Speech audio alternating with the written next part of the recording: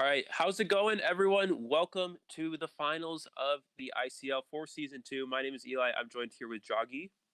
Hello, everyone. Jogy. Yep, Jogy. Yeah, we have the finals today.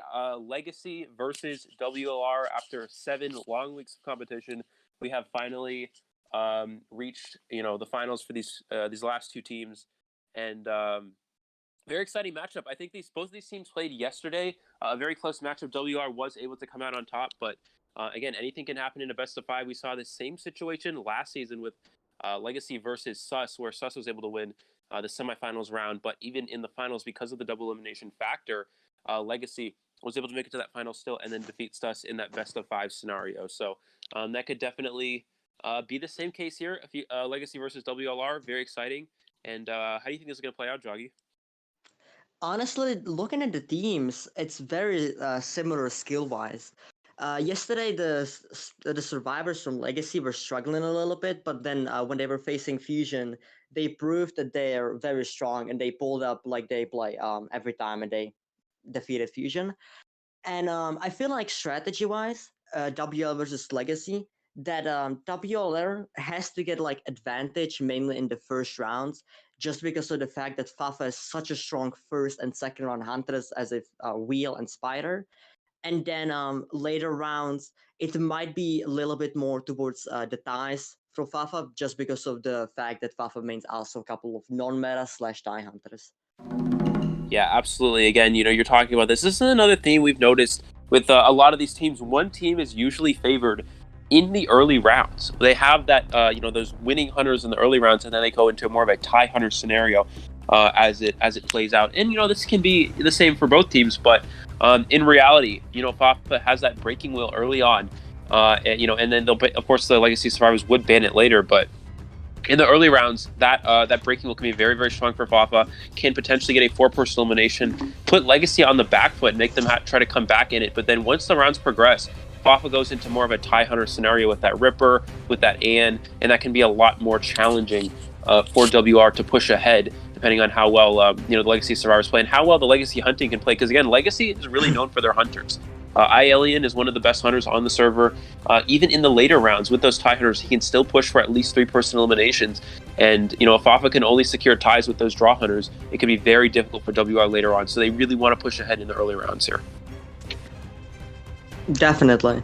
Plus, Fafa also might have something like Beaky or something, but I'm also very excited to see what Legacy, especially Alien, will pull out. Because Alien has only played like a couple of hunters, which is like Dreamwave, Sculptor, BQ, and stuff like that. But Alien, from what I know, also has hunters like Breaking Wheel, Naya, and other hunters. So I'm very excited to see what exactly will Alien pull out in those 5 rounds. So it looks like we're going to have Legacy on the Survivor side here, if I'm not mistaken. And it looks like we're going to have double Decoder plus 2 Rescuers. So this is typically a good round 1 comp that you see, used quite often. Now, something to point out here is Fafa bans Seer. So normally you would see Breaking Wheel players immediately ban that mechanic because mechanic Cypher Rush is just incredibly hard for, Breaking Wheel to deal with. Additionally, the bot can be very hard for the Breaking Wheel to actually eliminate. Breaking Wheel is one of those characters that likes to get 2 spikes on a survivor, trap them, and then get them down instantly. And are we looking at a round 1 Bloody Queen here? I doubt. I think I haven't seen the bans, but I think Fafa definitely locked in Wheel. I'm pretty sure of that. But no, the reason Bloody Queen on the character selection. Yeah. Here. It looks like, we're going to have a round 1 Bloody Queen from Fafa on Ever Sleeping Town. This is arguably the worst Bloody Queen map here. I am incredibly surprised to see this. Wow, that's very surprising. Probably catching Legacy off guard. But now it somewhat makes sense, Eli, when you think about it. Because Bloody Queen can definitely allow to let Mechanic out. So the Seer ban makes way more sense now. Yeah, it definitely does, but again, double Decoder against a tie hunter. This is going to be extremely challenging for Fafa to get any sort of win out of it. And again, we talked about the early rounds. This is where WR wants to push for these victories in the early rounds. So going Breaking Wheel, a heavy kill hunter, possibly for a 4-person elimination, would have made a lot more sense here. But Fafa going Bloody Queen, I haven't really seen too much of Fafa's Bloody Queen, again, on a very weak Bloody Queen map. Seemed like a very unlikely pick, but it looks like Fafa having the confidence to use this hunter here. And starts at that corner house, heads towards middle, did not see the survivor. Actually, it might have been the... oh, no, I think the mechanic was there, but he did not see the mechanic. So she's going to rotate around in this two-story area looking for a survivor. Does see the forward, not something you want to chase. Oh, well, sees mechanic in an open place. It's going to be a free hit on the mechanic. Mechanic's is going to transition towards sweep out graveyard, but Fafa can catch up very quickly. But the good thing is mechanic still has a bot out. So this can go both ways still. Looking like the mechanic's going to push corner house. Yeah, now Fafa is one of those hunters that really likes to bring excitement for forwards, and you saw that with Breaking Wheel, in the WR versus Fusion matchup. We see that here with this Bloody Queen in Legacy versus WLR, and it looks like pushing after this mechanic here does make it to the middle, or the corner two-story area, which is going to be very hard for the mechanic to be able to kite here.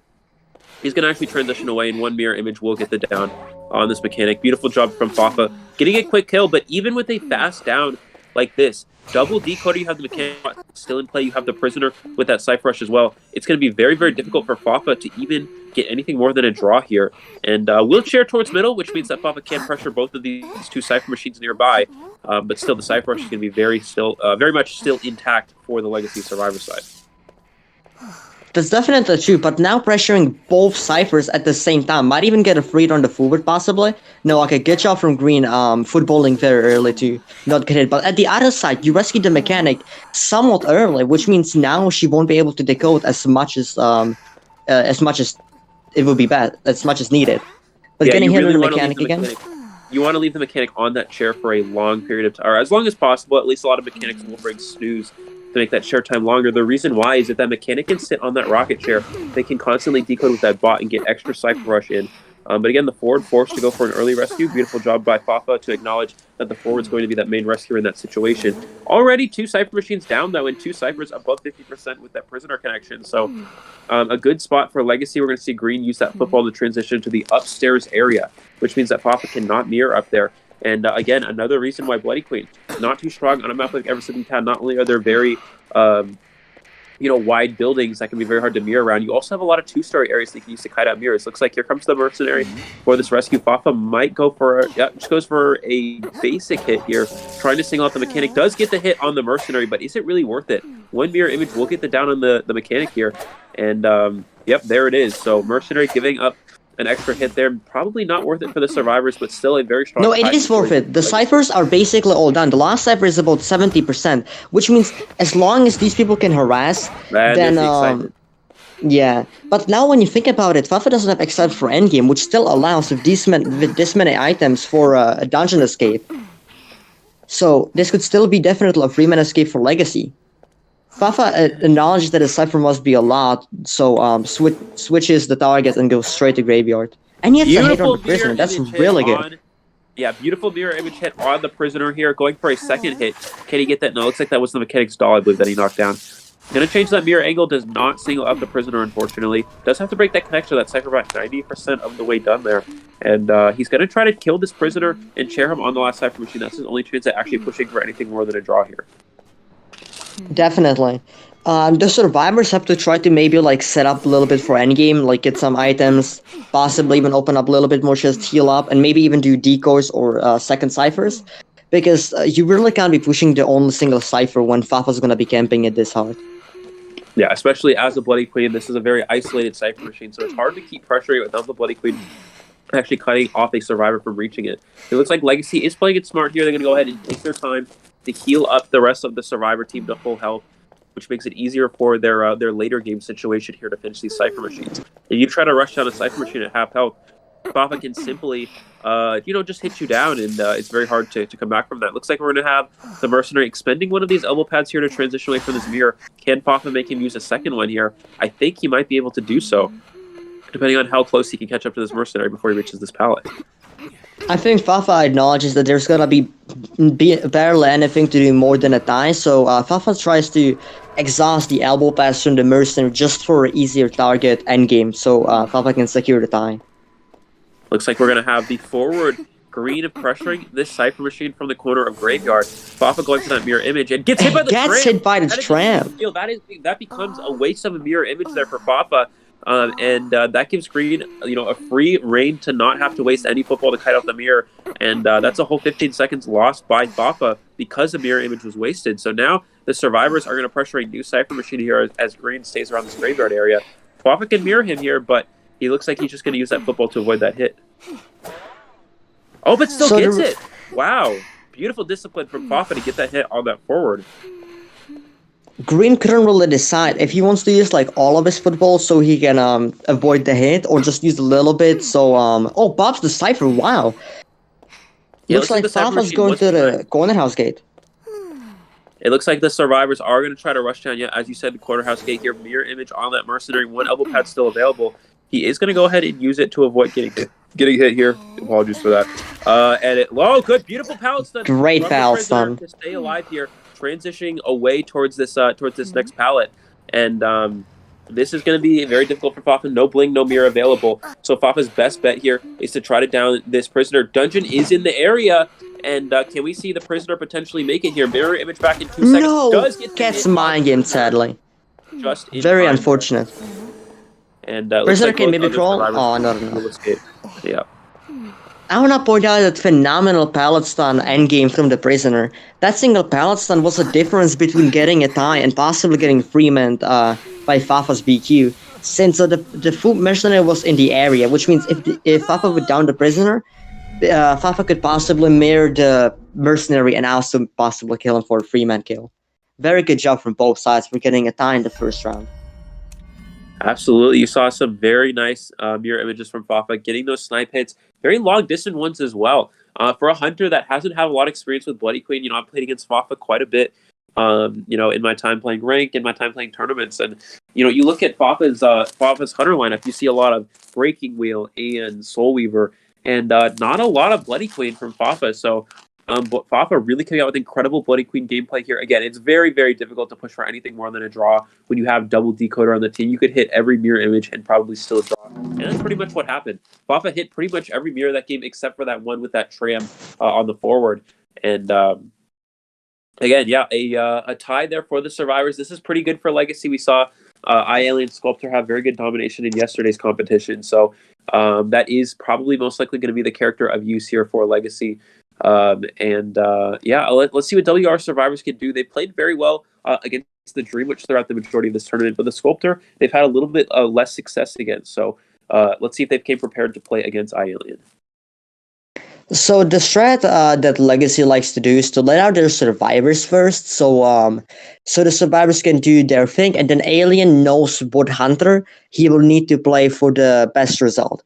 So since the first round was a tie, I would probably be expecting Alien to play his signature Sculptor and hoping to get the 4-man kill to get Legacy in the advantageous position. Yeah, that's definitely the case. You want to at least get 3 survivors eliminated. Again, an Ever-Sleeping Town is usually a survivor-sided map. There's a lot of good kiting areas for survivors, but it can be very challenging to play against if you are going against that Sculptor, because those alleyways that you typically use to transition kite away from the hunter can easily be blocked off by those statues, especially the horizontal ones that bounce back and forth. You can cut off the survivor's route in that alleyway. It can be very challenging for a hunter to deal with. However, if you are going with that Sculptor, you typically want to ban that mechanic early on, which allows the survivors to lock in that Priestess. Priestess, such a powerful character on a map like Ever-Sleeping Town, because of those very long buildings. There's so many different transition routes that the portals can support with. It's also a pretty spread out map, which means that ultra long portal can be very, very effective if the survivors ever want to go through that portal and create some distance, and you can just get across the map. So again, Alien in a situation needs at least a draw, but we'll be trying to push for more eliminations here. Maybe put Legacy on top round 1. We talked about how WLR really wants to try to take round 1 and gain that advantage for themselves, but just a draw from Fafa may not be enough here. We'll have to see how well the WR survivors are able to play this. It's very interesting to see Bloody Queen in round 1. You would normally be expecting Fafa to go wheel, since he's such a good wheel. So now you're just wondering, will they ban wheel in later rounds? Probably yes. Then it's gonna be just harder and harder for Fafa to push for those wins. So I would say right now it's really up to the WLR survivors to try to secure at least a draw against Alien Sculptor, which will be very hard to do, sadly. Which will be very hard to do since Alien is just such a phenomenal Sculptor player. Yeah, absolutely. And it really does again come down to rotations and spawns. You typically would see in an early round team comp 2 rescuers on the first team comp, in addition to 2 survivors that are more for kiting or decoding, such as Mechanic or such as Priestess. Although Mechanic most likely will be banned, so we'll probably see the Prisoner as the replacement. It comes down to, on a decently large map like Ever Sleeping Town, where those survivors spawn. Is the Sculptor going to run into something like a Mercenary early on, or a Forward, or will you find one of the decoding characters? And Alien most likely will bring Teleport on a map like Ever Sleeping Town. You do see this sometimes with hunters in China, like Afu, for example. They like to go Trump card and have Blink on a map like Ever Sleeping Town, but the majority of hunters will go with an up-down Teleport build with that confined space, fast pallet breaking speed, considering there are a large amount of pallets on a map like this, and detention as well for that endgame. But again, Teleport preventing that rotation. Once that Teleport comes online, if you have that quenching effect as well, you can see the location of the weakest kiter on the team, for example, the Prisoner, and you can Teleport on them and potentially get a fast down, depending on how well they're able to kite and how well, how early they get off those Cypher machines and promote that rotation.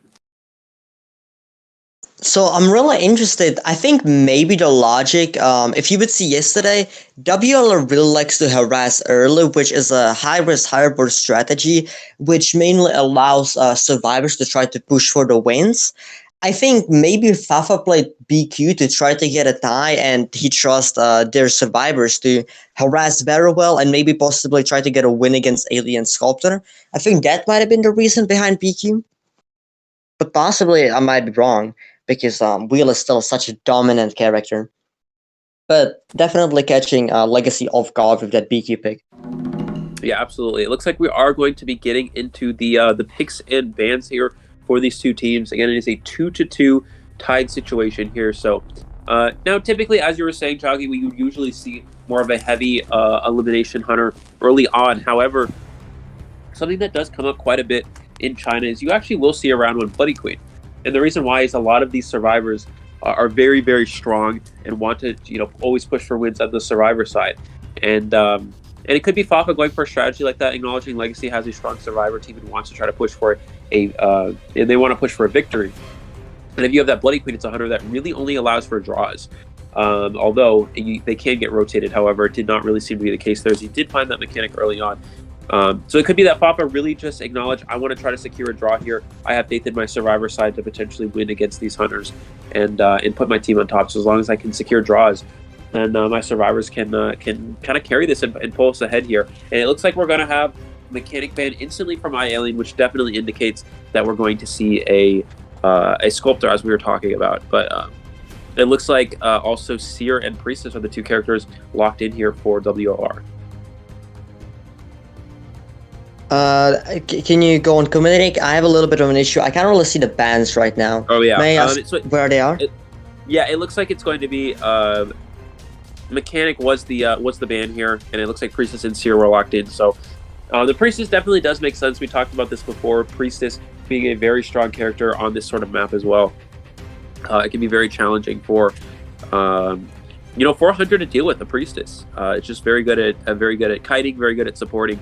And Seer as well, even against a Sculptor, it really seems like Seer wouldn't be that good because of the chip damage, but Seer actually a very strong character against a Sculptor because it allows for the survivors to take 3 hits. As long as you can transition kite in the open, you can prevent any sort of chip damage and just go for basic hits on the survivors, and that's why Seer can be very strong against a Sculptor. We're seeing a forward ban, which definitely makes sense since WLR has a very good forward on their team, and if they didn't lock in forwards round 1, then definitely it's good to ban.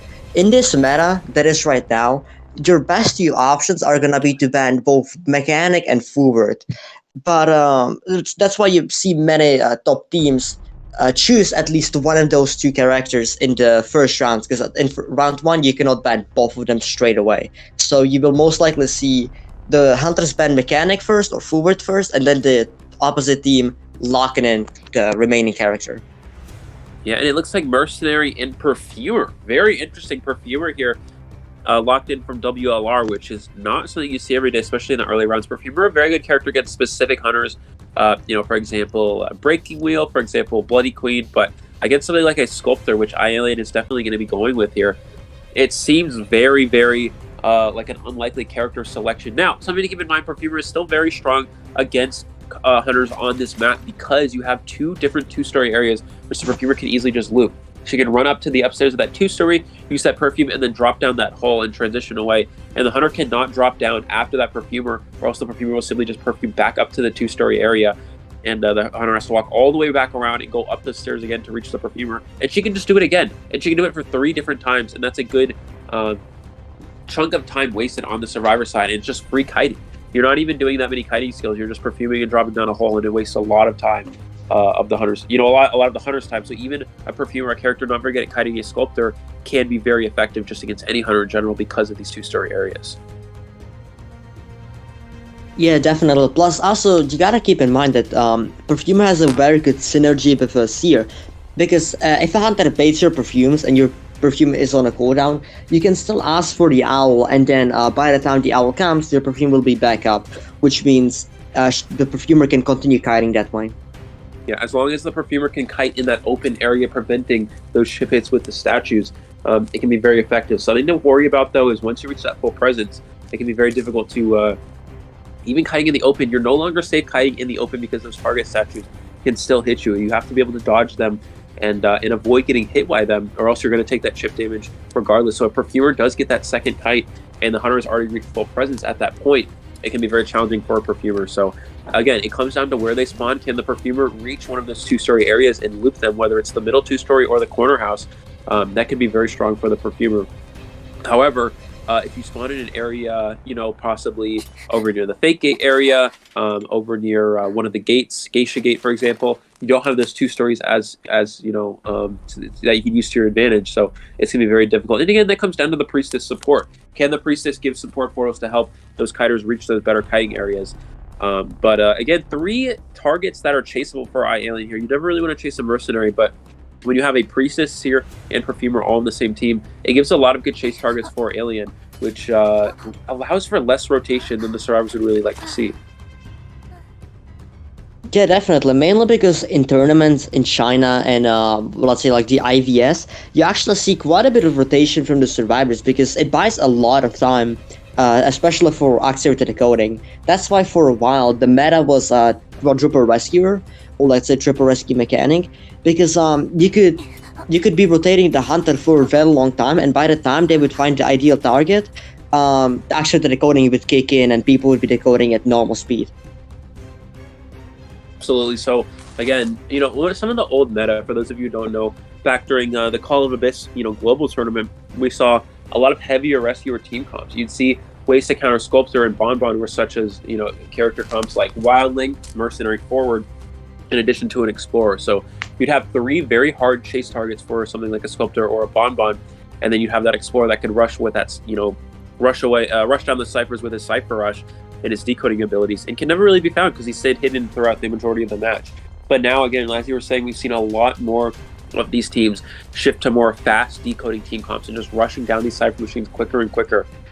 Whether it's going to be less rescuers or more kiting characters, you see Entomologist, Painter, Perfumer, Seer, all these good kiting characters get used a lot more. It's become a lot more effective. We've even seen Coordinator get utilized a lot more than she used to be because Coordinator's decoding in the early game is just very, very strong. So, again, we've seen a lot of these fast decoding team comps. That's exactly what WR is going for with this comp. And let's see if Alien's able to combat it with his Sculptor. Yeah, I'm very excited to see this match because of the heavy support that the survivors can provide. So we see Alien spawning at Graveyard Gate, and I'm assuming he would probably try to go to middle, but the survivors are already rotating, and so Alien's probably gonna go to cabin, or maybe going to Free Pelt Graveyard from here. But the survivors are doing a very good job rotating, spreading out, and we already see the Priestess setting up some portals for the Seer to kite. Yeah, it does find the Seer there. Looks like the Seer, already taking the portal early on here, which is going to create a lot of distance. The Priestess with the pallet set up as well, allowing for them to transition away here with that speed boost. So beautiful setup there for WLR survivors here. And Alien already off to a bit of a slow start here, not getting any early damage in this here. If he can push this middle two-story area, it can be in a very strong kiting situation. The survivors are doing a very good job, because as you could see on the map, all 3 survivors spread out to the corners, so basically Seer has the entire middle area just for himself. It looks like now we're gonna see drop hit there. Oh, he's gonna take that very out. precise play. Yeah, beautiful discipline from the Seer there, not running into that statue again. We talk about the alleyway and how strong it can be. The Seer avoiding that statue, running back into the Hunter, making sure he absorbs a basic hit there instead of that statue, which is exactly what we were talking about earlier, Jogy. Forcing 3 hits as a Seer can be very, very valuable. And it looks like another portal setup. This is an incredible gameplay from this Priestess of WLR, and beautiful communication from the survivors, putting themselves in a very strong situation early on. And you can also see Alien has Blink Trump card, which means if the survivors will know that he has Trump card, they could possibly take the super portal. Alien goes upstairs, doesn't notice the Seer going downstairs. That's gonna create a lot of distance, making it Seer probably even get to the pallet in time. Yeah, the only downside to the situation is you're kiting on top of multiple survivor cipher machines here. Oh, Mercenary eats the hit. I don't know if I agree with that one. Now the Mercenary can no longer save here, and that becomes a lot harder. Does elbow pad up the stairs accidentally as well. Alien's going to try to get the Mercenary down here. Does not get that hit, though. Mercenary does elbow pad away just in time. WL had a phenomenal start, but now it's kind of falling apart as the Merc got statued and hit. Might even die at the 2 ciphers here. Yeah, that disrupting one the hit ciphers. from the Mercenary. That one hit from the Mercenary does getting the Terror Shock, making him at full presence. Yeah, it gives him a bunch of free presence there. You never really want to get Terror Shocked against a Sculptor. This is something we see a lot from the China players as well. They really try to avoid getting Terror Shocked because they do not want to feed presence there. But the Mercenary, unfortunately, getting clipped by that hit there from Alien. Beautiful discipline from Alien to acknowledge that I can reach this Mercenary. And a beautiful kite from the Seer, but unfortunately the Mercenary, again, giving up that free hit, shifts the momentum back into iAlien's favor here. The only downside to this for iAlien is that the Mercenary has a very long chair time, so it's going to be very easy for the survivors to just... Oh, the Priest has got a free save on the Mercenary. That's a huge thing for WLR. Because now Mercenary can be dying away from the ciphers. Beautiful discipline there from the survivors. Not going in with with 1 survivor. They have 2. Kind of split Alien's attention there, drawing the Mercenary away. Mercenary will go down here, but again, still long chair time for the Mercenary. The Cypher Rush is intact for the survivors because of how well that early game kite was from the Seer. And WLR still in a position to possibly at least secure a draw for this round, or potentially even push for a win here, depending on how far these Cyphers are moved along. Definitely. I would personally say this could definitely be a win for WLR. The thing is, you're speaking about Alien Sculptor, plus he still has his strong card, it's switching to Abnormal, as I wanted to predict. Now he's trying to really force a tie, because yes, you're gonna have such a weak endgame. Oh, messing up the portal a little bit, it seems. Looks like Priest is trying to body. Alien missing his attack. This is a very important pallet stun that he needs to get, or body block. Another messed up portal, I believe, there from the Priestess. Trying to put that portal through that middle 2-story to help that Mercenary kite. Does take that chip there, and because iAlien did have that trump card, again, Jogy, we were talking about, usually we might see an up-down teleport build, instead iAlien going for a slow pallet breaking speed most likely, and trump card with the tension. That allowed him for, that abnormal play on that middle cipher machine, preventing the survivors from finishing it in time. They may still be able to pop here, but now they're in a draw scenario instead of a winning one. And this is exactly what iAlien needs to see if he wants to secure a draw for Legacy for this round 1. WLR survivors are doing an outstanding job, though. Even with the mistakes at the early round, they were doing phenomenal. And recovering from that mistake from the Mercenary very well. Now they just have to heal and do different ciphers to spread out the ciphers. The issue is, because they were cipher rushing so much, they sort of regen to themselves, which means the ciphers are very close to each other, which is gonna be an issue. It looks like that Abnormal really paying off here for iAlien. They're trying to finish that middle cipher machine, but they cannot do it. Because the Abnormal is now back online, he can now Abnormal it for another time here, and there it is. That's going to move the cipher machine progress down to about 50%. Which means they do need to start a new cipher machine. It looks like it's going to be the Perfumer starting that garbage corner cipher, gets hit by the tram. He gets hit by the tram, which means iAlien can get a free statue hit on here right here. There's 2 statues. Insane. Wow. And that is not ideal at all for the survivors. Now Alien has turned into a bit of a winning situation here. You see the survivors trying to heal up over in this corner, but they're not able to do it because he is acknowledging that they're here. Did not see the Seer, only sees the Priestess, but he should be able to get at least one hit on this character, and does get that chip right there instantly. This is a very tough position for WLR because the ciphers are so close to each other. Alien can stay in the middle and just be spiking, but a very good play for the Priestess to set up a soup portal. But you gotta remember that Alien switched to abnormal, which means his endgame might be pretty weak, which could allow the survivors to Perfumer getting down. Beautiful statue from Alien, gets the down on the Perfumer. That is an incredible play there. I would have expected the Perfumer to go through that portal with the perfume and then go back through it and then perfume back to the other side so they could do a perfume trick to avoid leaving their image there. But it looks like they weren't able to do that in time. Alien on point with those statues. And now this is again, winning position for Alien. Is still a possibility. We're going to see the Seer try to pressure down this middle cipher, but does eat a statue hit, it looks like. And they're going to see the Priestess start another one, but no one in a good situation to save. Most survivors are injured and would go down to a full presence statue plus a basic hit. The Priestess is basically the only one you can rescue. With 2 portals, you can get to the chair very quickly. But even if the Seer manages to nearly prime the cipher, Alien can just get out of his way to get to the cipher and abnormal. This is a very tough situation. Gets 2 statues on the Seer. Wow. This could possibly be a format for Alien. Yeah, he was not able to get the Seer down though, and it looks like he's gonna pressure the middle cipher. Will he allow the rescue? Priestess does get the save off. Gotta go for that Seer. Can the Seer pop in time? No, I don't think so. And abnormal, he can just do it again if he wants to here. Wow, beautiful move from the Seer, avoiding getting hit by any of those statues. Wow. And avoids that one as well. This Seer has kited incredibly throughout this entire match. That is amazing. And it's round. The Seer allowed the cipher to be primed. This Seer just saved the game for WLR, especially with the portal, with basically 1.5 portals. They can possibly watch dungeon. The only problem is 2 survivors are in this area. Again, as you're talking about, Jogy, his endgame is no longer very strong because there is no teleport, there is no blink, only abnormal, which is no longer in effect here because these cipher machines have been popped. Going for this Perfumer. He's going to go ahead. Oh my god, the Alien missed an attack. That means making it to the portal. Yeah, the gate is open in time. The gate is open in time. This is going to be a 3-minute escape from WLR. Get in time. Can the Seer get the gate open? The gate is open. The gate's open. This is gonna be a 3-minute escape from WLR, 3-minute Alien Sculptor. Wow, that is incredible endgame. It did not look too good for WLR. Alien made a huge comeback in that, but the Priestess, this is insane. The Priestess portals able to guide the Perfumer to that exit gate, and they were able to get a 3-survivor escape. That's going to give WR the lead here. This is exactly what we were discussing earlier with that Bloody Queen pick from Fafa. Fafa trying to play for that draw, having confidence in the survivors to win, and that's exactly what they were able to do there. Incredible job from the Seer of WLR, dodging all of those statues, staying alive for a long period of time, and that really was a huge difference in the match, plus the Priestess support there with those portals. Beautiful job. And it helps that character reach the exit gate, and that is going to secure the win for WR in this first round by a score of 5-3. Incredible. Wow! Oh, I'm honestly mind blown. It was such a phenomenal and precise move. You saw the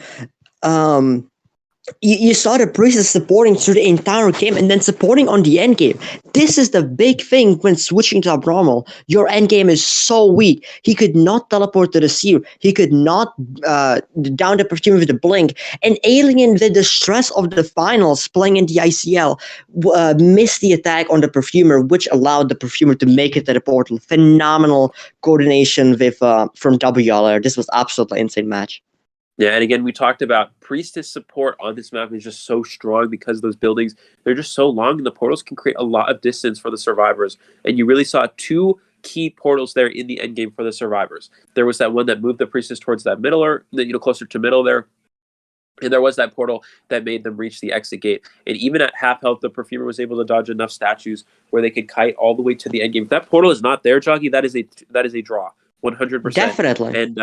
And without that portal setup, you really see The Priestess, again, clutching up there for the survivors. The Sears Kite was very good, but the Priestess support made the difference in that match, and that is why you would see a lot of hunters ban Priestess on this map. Of course, as a sculptor, you want to eliminate the mechanic. You don't want to give mechanic to the survivors, but because you have to ban that character first, it allows them to lock in the Priestess. And that's exactly what we saw there, and that really helped WLR push for that win, which is exactly what happened in this case. Wow, I still can't believe that match. So you see the meta changed. So YGR, for example, after the co-op 3, they were a little bit weaker because normally in co-op 3, the meta was mainly just do a good kite rescue, and it was like simple like that. But after co-op 3, it had to change. The meta changed into supporting. Basically, the meta that you see now is you 2v1 the hunter. You're never alone on the hunter. You always want to have a owl with you, an item, or a player supporting you. And that's exactly what WLR did. They fully understand how the meta is. And they showed everyone that they can do it even against one of the best hunters and arguably the best sculptor on NAE. Yeah, and again, that's what we talked about.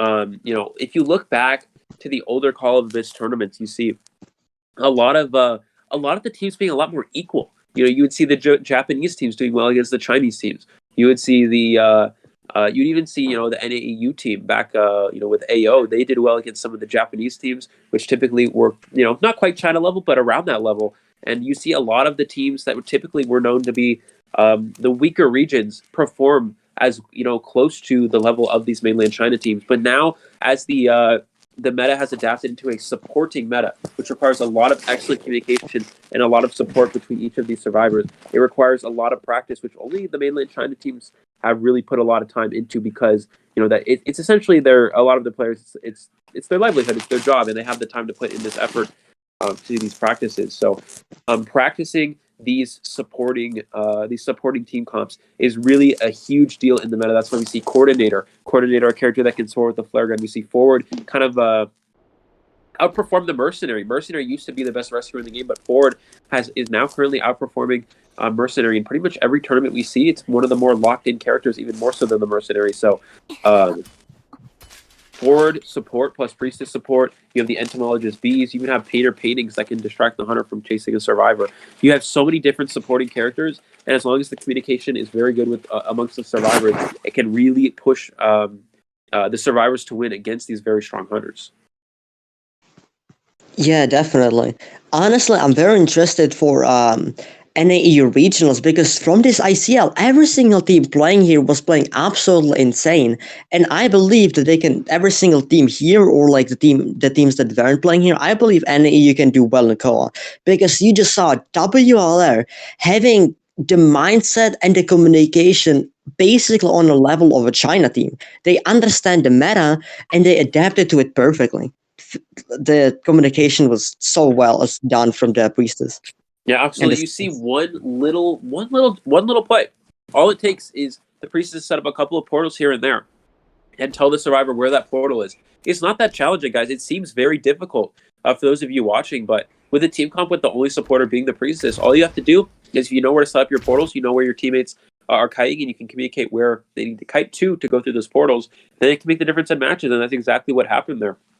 The priestess had those portals set up throughout the majority of the match. She could communicate to the seer, who is the main kiter, where those portals were and where they needed to kite to, and that's exactly what happened. And that's what allowed them to push for the win here. Someone in the chat asked why Alien wasn't camping the chair and instead went to the middle for the seer. I'm just going to explain what I think. So, as we said before, WLR really has an advantage in the earlier rounds, which means Alien didn't want to just tie the round. He wanted to win the round. And to win the round, he had to counter the Cypher, down the seer, abnormal the Cypher, and then chair him near the Cyphers. But because of the seer doing a phenomenal job dodging all these statues, Alien plan fell apart, and then because of the priestess support, they managed to turn the tables and get the Freeman escape.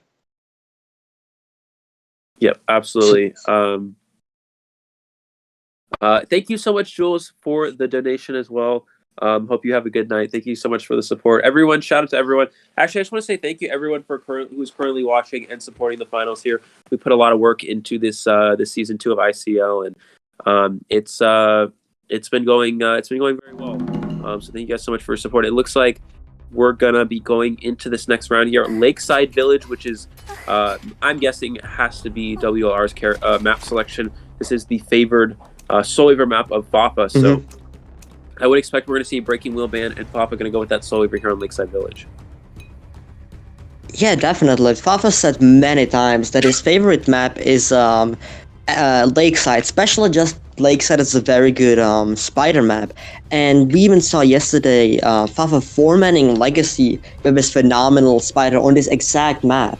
So now I'm honestly wondering, maybe a Legacy could ban the spider to respect Fafa's skills and maybe try to counter-comp Breaking Wheel, but it's gonna be very risky. So what do you think, Eli? It is very risky. However, this is one of the weaker wheel maps, and the reason why is because you have a lot of windows on this map that can be very hard for the Breaking Wheel to maneuver around. If you look on the bottom floor of Big Boat, you have those two windows down there that can be very hard again for the Breaking Wheel to maneuver around. You have the shack window, which is a pretty much an impossible window to actually get a survivor at, unless you get out of wheel form vaulted with confined space, then go for the survivor. And you have all the windows near the small boat area, which those windows are pretty much impossible to catch a survivor. You actually have to just leave them straight up, or you're going to get kited for a long period of time if you try to chase there. Yeah, definitely. But you also gotta be thinking that this is Fafa's wheel we're talking about, currently the top one wheel on the NAE server, which means even though it's very hard, Lakeside is a good go from point A to map B map, in my opinion, for wheel. As Wheel can quickly go around the ciphers from, let's say, one area to another without getting much stuck. When it comes to the chasing, yes, it's very difficult, but if Fafa manages to get the survivor down with his wheel pretty early, then that's when the wheel can shine in the mid game. Now they did opt to ban that Breaking Wheel, which does allow them to go for that Psychologist. If you look at how the meta is currently, Psychologist has really kind of moved their way into becoming a meta survivor because she's strong against characters like Dream Witch or any hunter that rely on multiple hits to get a down. However, Breaking Wheel can get it down with one hit, so banning that Breaking Wheel and going with that Psychologist is a very good play here from Legacy, because it now forces a Soul Weaver to go for 3 hits to down a Psychologist, and Fafa loves bringing teleport and not blink, especially on a large map like Lakeside Village. So this is going to this is going to make it so Fafa needs to get 3 basic hits to down the survivor, and that can be very challenging even for a Soul Weaver, which is a character with good chase.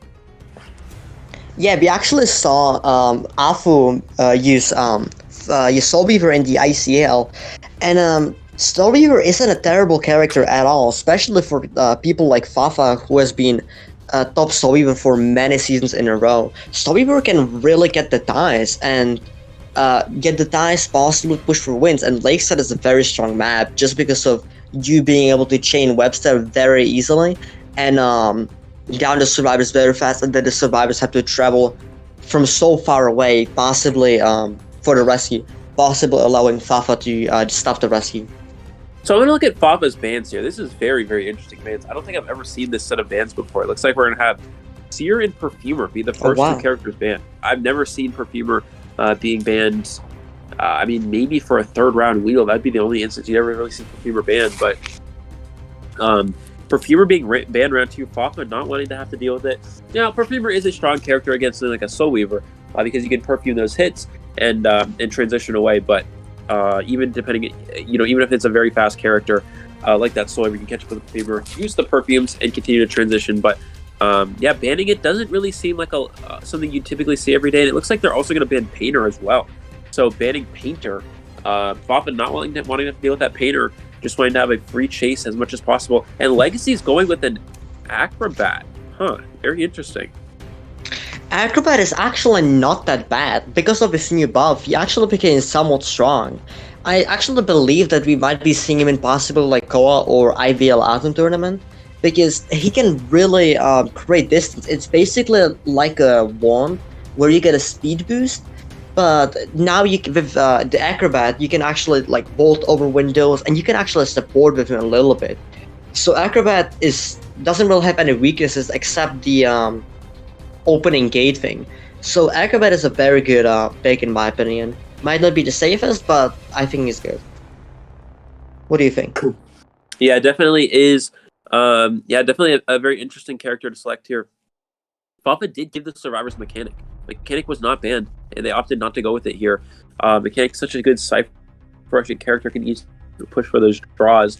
Which in this situation, Legacy wants to at least secure a draw. This is a draw hunter from Fafa, and Fafa's never lost a game with Soul Weaver, I don't think, so far in this season of ICL. So Yeah, and no. the survivors, this is a bit more of a win comp. It's harder to win with a mechanic, especially against a Soul Weaver, because mechanic goes down so fast to a Soul Weaver at that slow faulting speed, that slow pallet throwing speed, and Soul Weaver just kind of outspeeds the mechanic. But it looks like the survivors wanting to go for a more of a kite heavy strategy, relying on that early game kiting. And I'm not actually sure, Jogy, if a Soul Weaver goes through a firebomb, does their speed get slowed down back to normal, or do they continue to go as fast as they were before?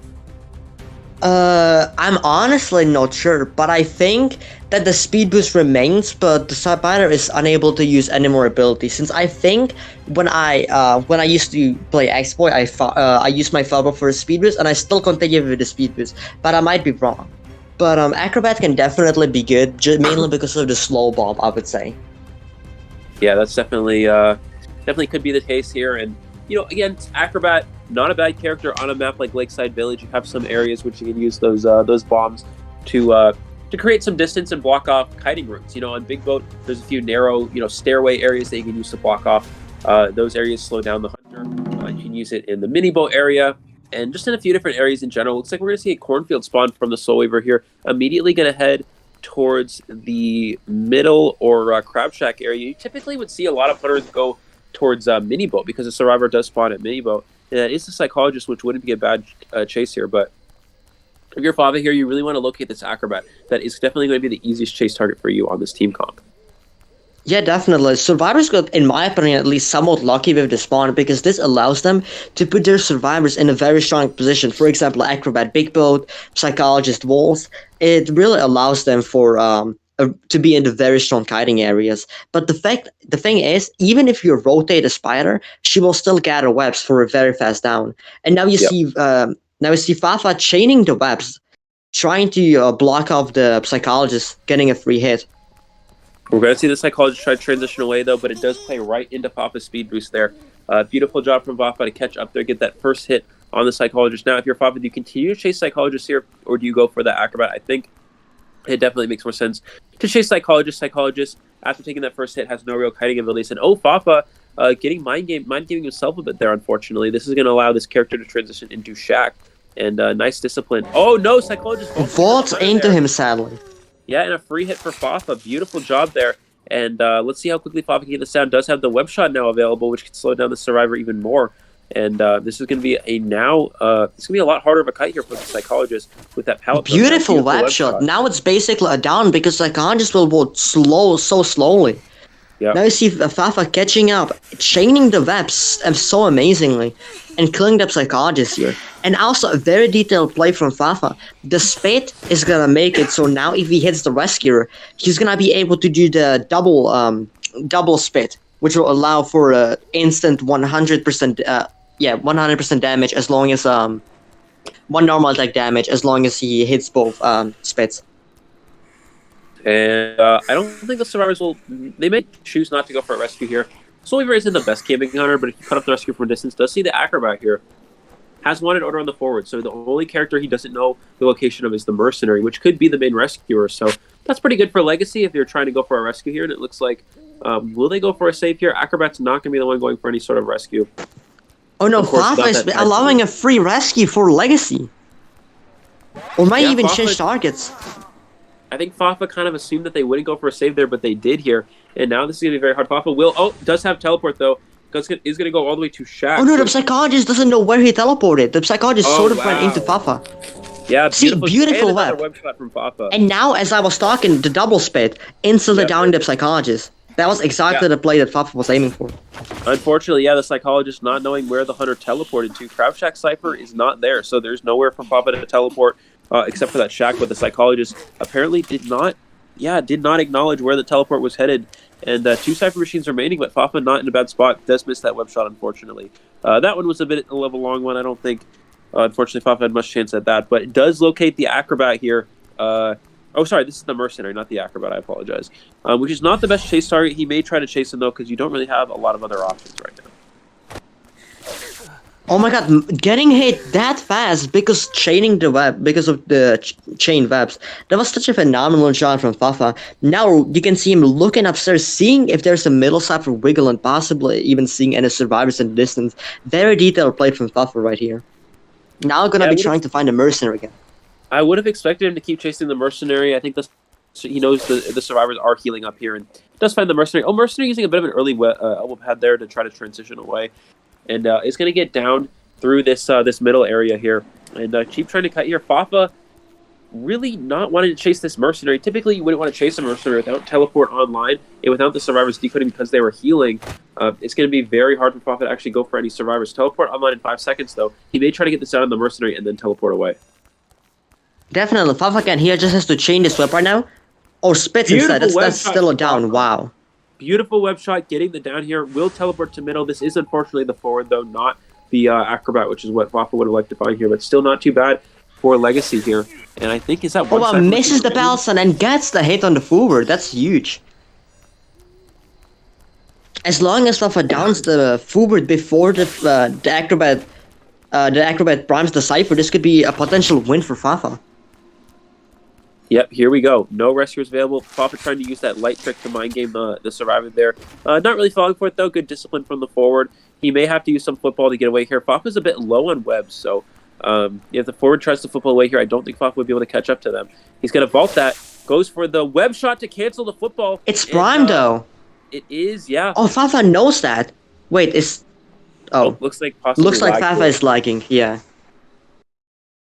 We do, of course, want these players to be able to play under any optimal playable, any under optimal playing conditions. I apologize. I've had a little bit of cold, so my voice is a little bit sounding different than usual. But of course, we want these players to play under the best conditions possible. So if there is any sort of lag or issues, we will go ahead and pause that match here. The players are, of course, allowed to pause. So we can fix any issues, and that's exactly what's going to happen here. But looking in this situation, Jogy, I believe this is going to be a tie scenario. Fafa, if possible, will try to wait for that teleport to come back online. It looks like we are resumed here. And if you're Fafa, they're just going to pop it. They're not going to give Fafa an opportunity to go for any sort of double web shot. Goes for that long range shot, does not hit the forward here. And if you're Fafa here, you're just playing for a draw.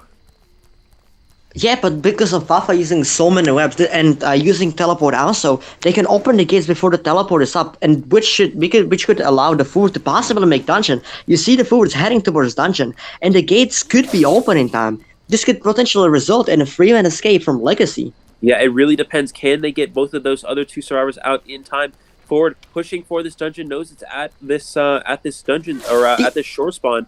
Can they get the get open in time? Acrobat No, no, the Acrobat debuff just threw the game. The Acrobat debuff was game-changing for Legacy. Yeah, because for those of you who don't know, the Acrobat opens the exit gate slower than most survivors.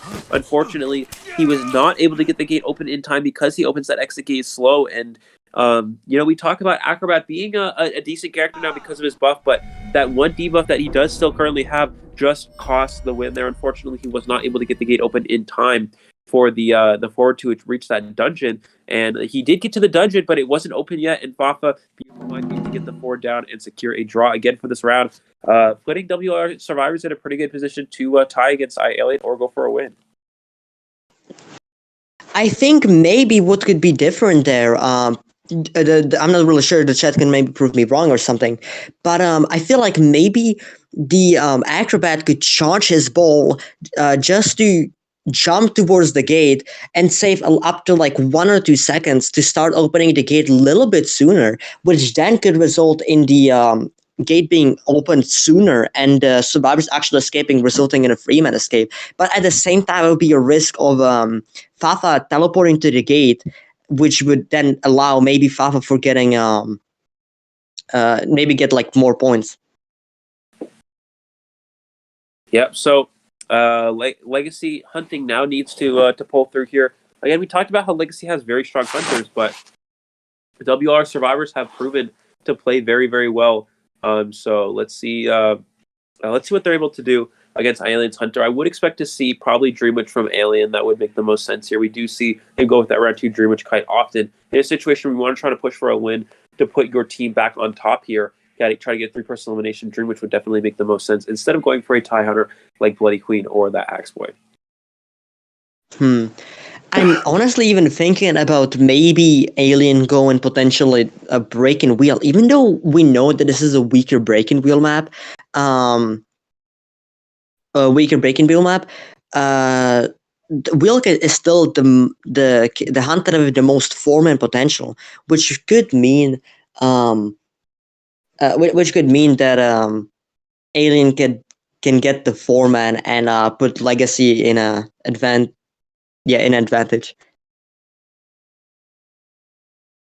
I'm very excited to see what Alien will pick with his character, since he has such a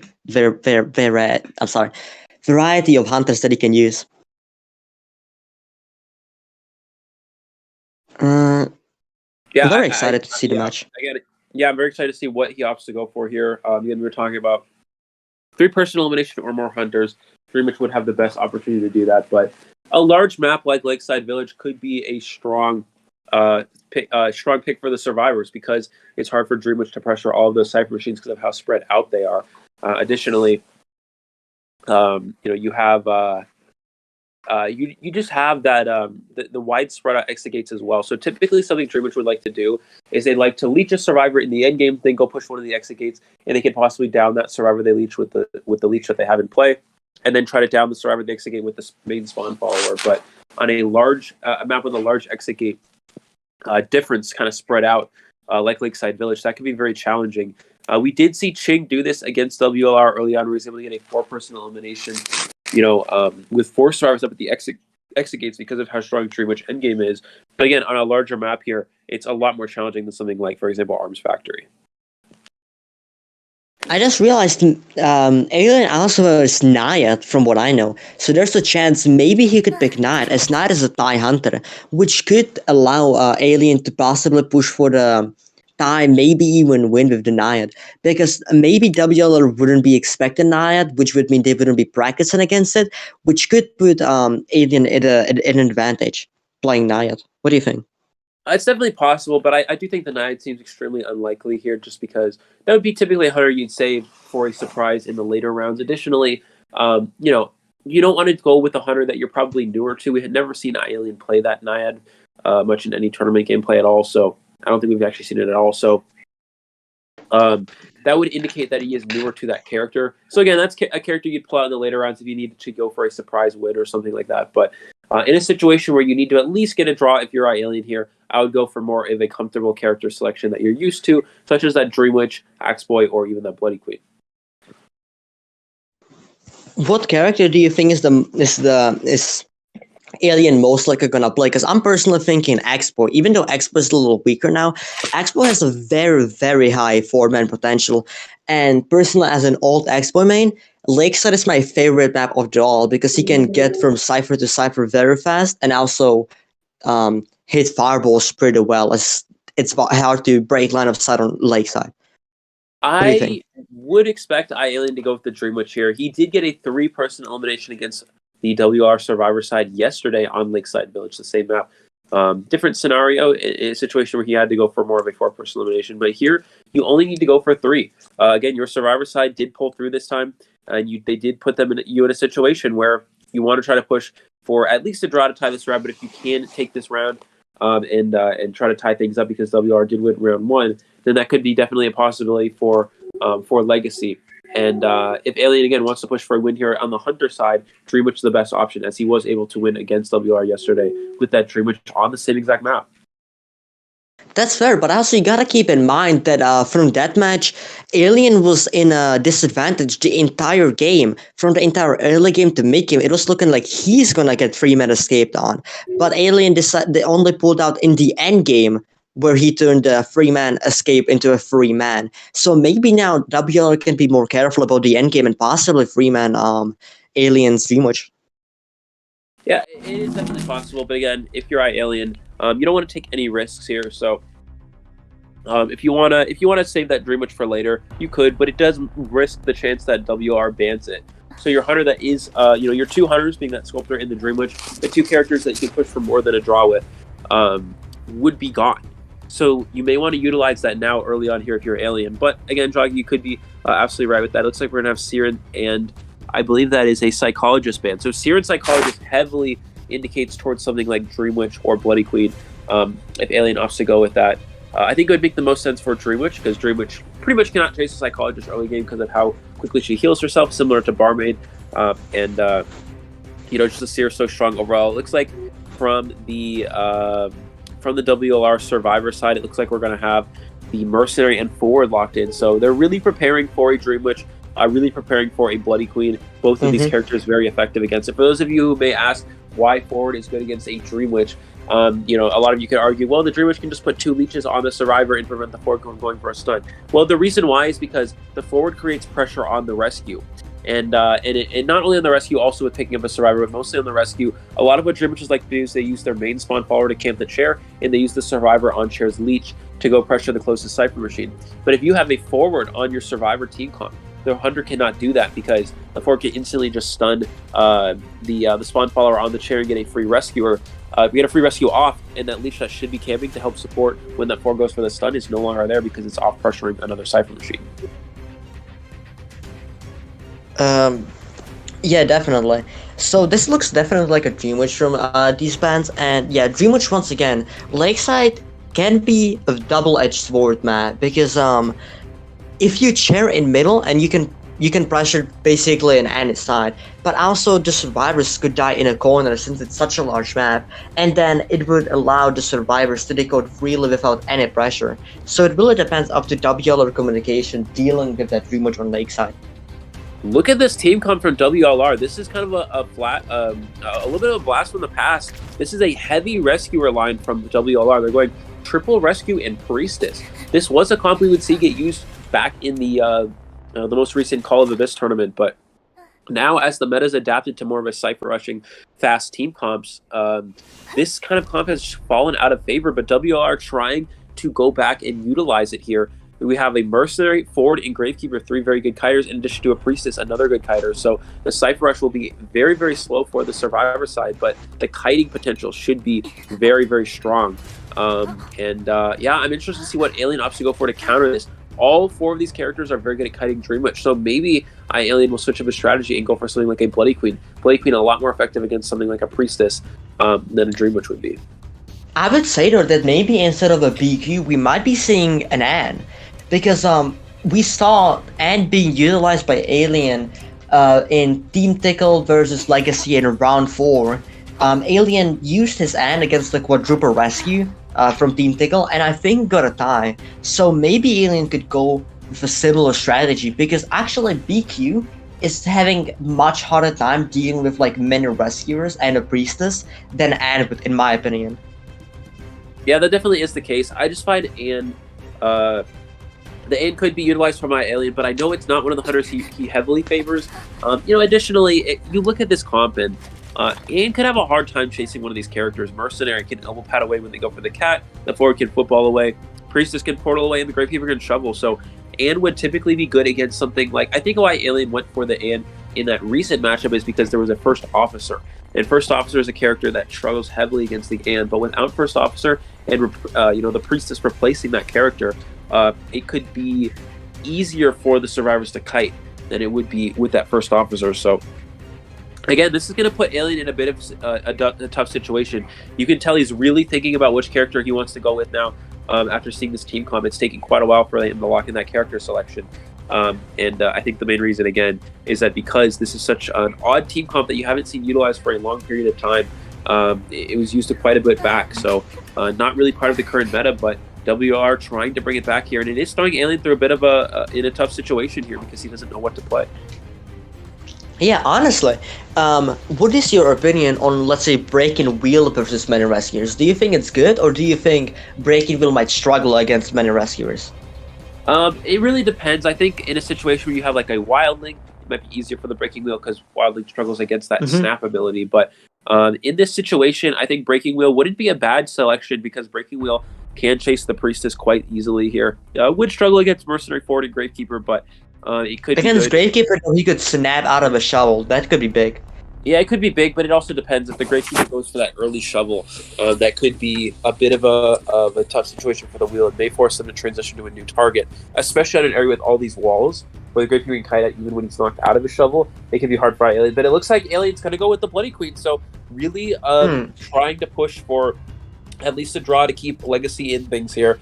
Keep in mind, this is a best of 5, so even if WLR managed to win, it would still be we would still be playing more rounds here, but Alien wants to at least get a draw here, get a draw for this round for Legacy, put them in a pretty good position to win in the later rounds, and this is something we see a lot from Legacy, in which they really try to push for those later round wins, especially against a team like WLR. Yeah, if WLR wins this, then that's going to be a huge lead for them. Honestly, I'm thinking how will a BQ deal with this team comp, because as long as WLR positions their Priestess on like big boat area, then it's gonna be very hard to hit the mirrors, because one mirror per one item basically. Priestess can just portal and survive a full mirror if the Priestess plays it perfectly. But also chasing a Gravekeeper, that's gonna be pretty hard. That's gonna be at least the additional 2 mirrors or 1 mirror and a blink, and then obviously forward Merc, which are very strong at chasing. At this team comp, I would personally say Gravekeeper should have broken windows. Gravekeeper and Priestess could have broken windows, because Alien could definitely chase Gravekeeper instead of keep looking for the Priestess. What do you think?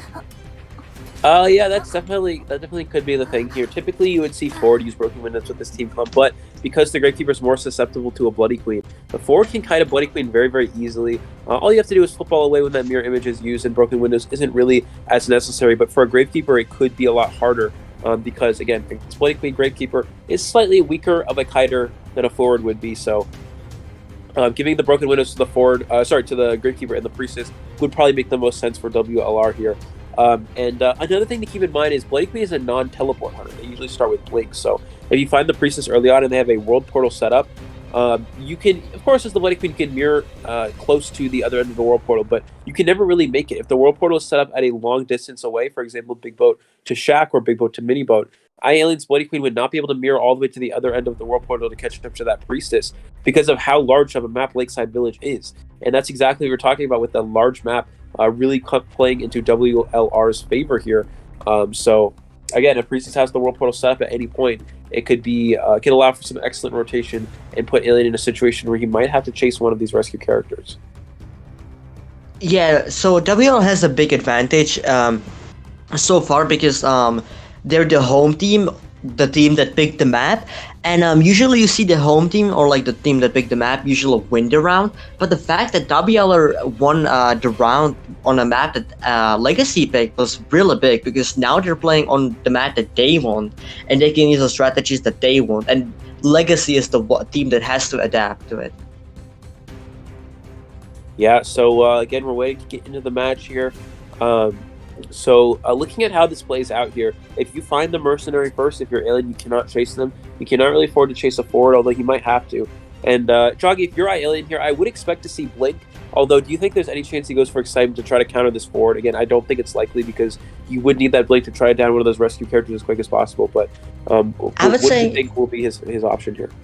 I would say you should use Blink, because if you want to use Excitement, that's a fair play. But for that, you will have to chase the Priestess, because you cannot really chase Gravekeeper without a Blink. So I think Blink is going to be the best option. Trump card Blink. We will see the mini boat wall spawn here from the Alien, which means the closest survivor does spawn close to middle. It is going to be the location of the Forward, but typically we would see a lot of hunters go towards Shack here with this spawn, but Alien trying to push middle, looking for whichever survivor spawn near here. It's the Forward, but he's already rotated away, so it looks like the survivor side does know their key response here, and he's going to head towards shore. Again, the location of the Forward is not one that you really hear if you're Alien, but you may not have a choice. This is a very good spawn rotation for WLR, because by the time that Alien notices it's a Forward and will decide that, hey, I want to leave the Forward, Priestess will have a super portal set up, as she already does, which means now you cannot really chase anyone but the Forward. And if the Forward will play perfectly, then it's gonna be very hard to catch up. Already surviving in full mare. Yeah, that's exactly what we were talking about with that Forward. using that football to get away from the mirror image. He may have to use a little bit more here yep, to get to this pallet. Is going to get the pallet down in time, but mirror image not back online. Does now have blink available, and also that warp portal is set up. So if this forward ever misses the blink. He misses it. Alien tries to go for a blink terror shock through that barrel there, unable to get it. The forward's going to use the football to transition away yet again here, and this is such a difficult situation for Alien. Oh, just to get wasn't enough football though. Yeah, but it's still a very good situation for WLR. This was, wow, the missing blink was very huge. Alien got a little impatient there and missed because of that. Wow. And now I was just going to say, Jogy, we see the Ford Titan's mini boat here, which is the location of one of these characters' Cypher machines. And he did have an option to push through that world portal, which might have been a better option because the survivors know Alien does not have any sort of teleport. So the world portal did connect to Big Boat. Oh, Ford trying to football, but football's right into the mirror there and is going to go down to this mirror image hit.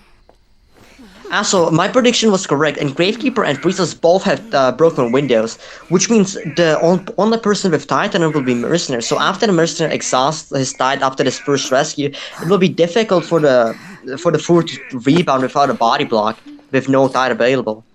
But this is looking very promising on the side of WLR. Both last ciphers already started, and Forward being on his first chair. Mercenary can rescue, and if he doesn't get doubled, he could honestly do both rescues.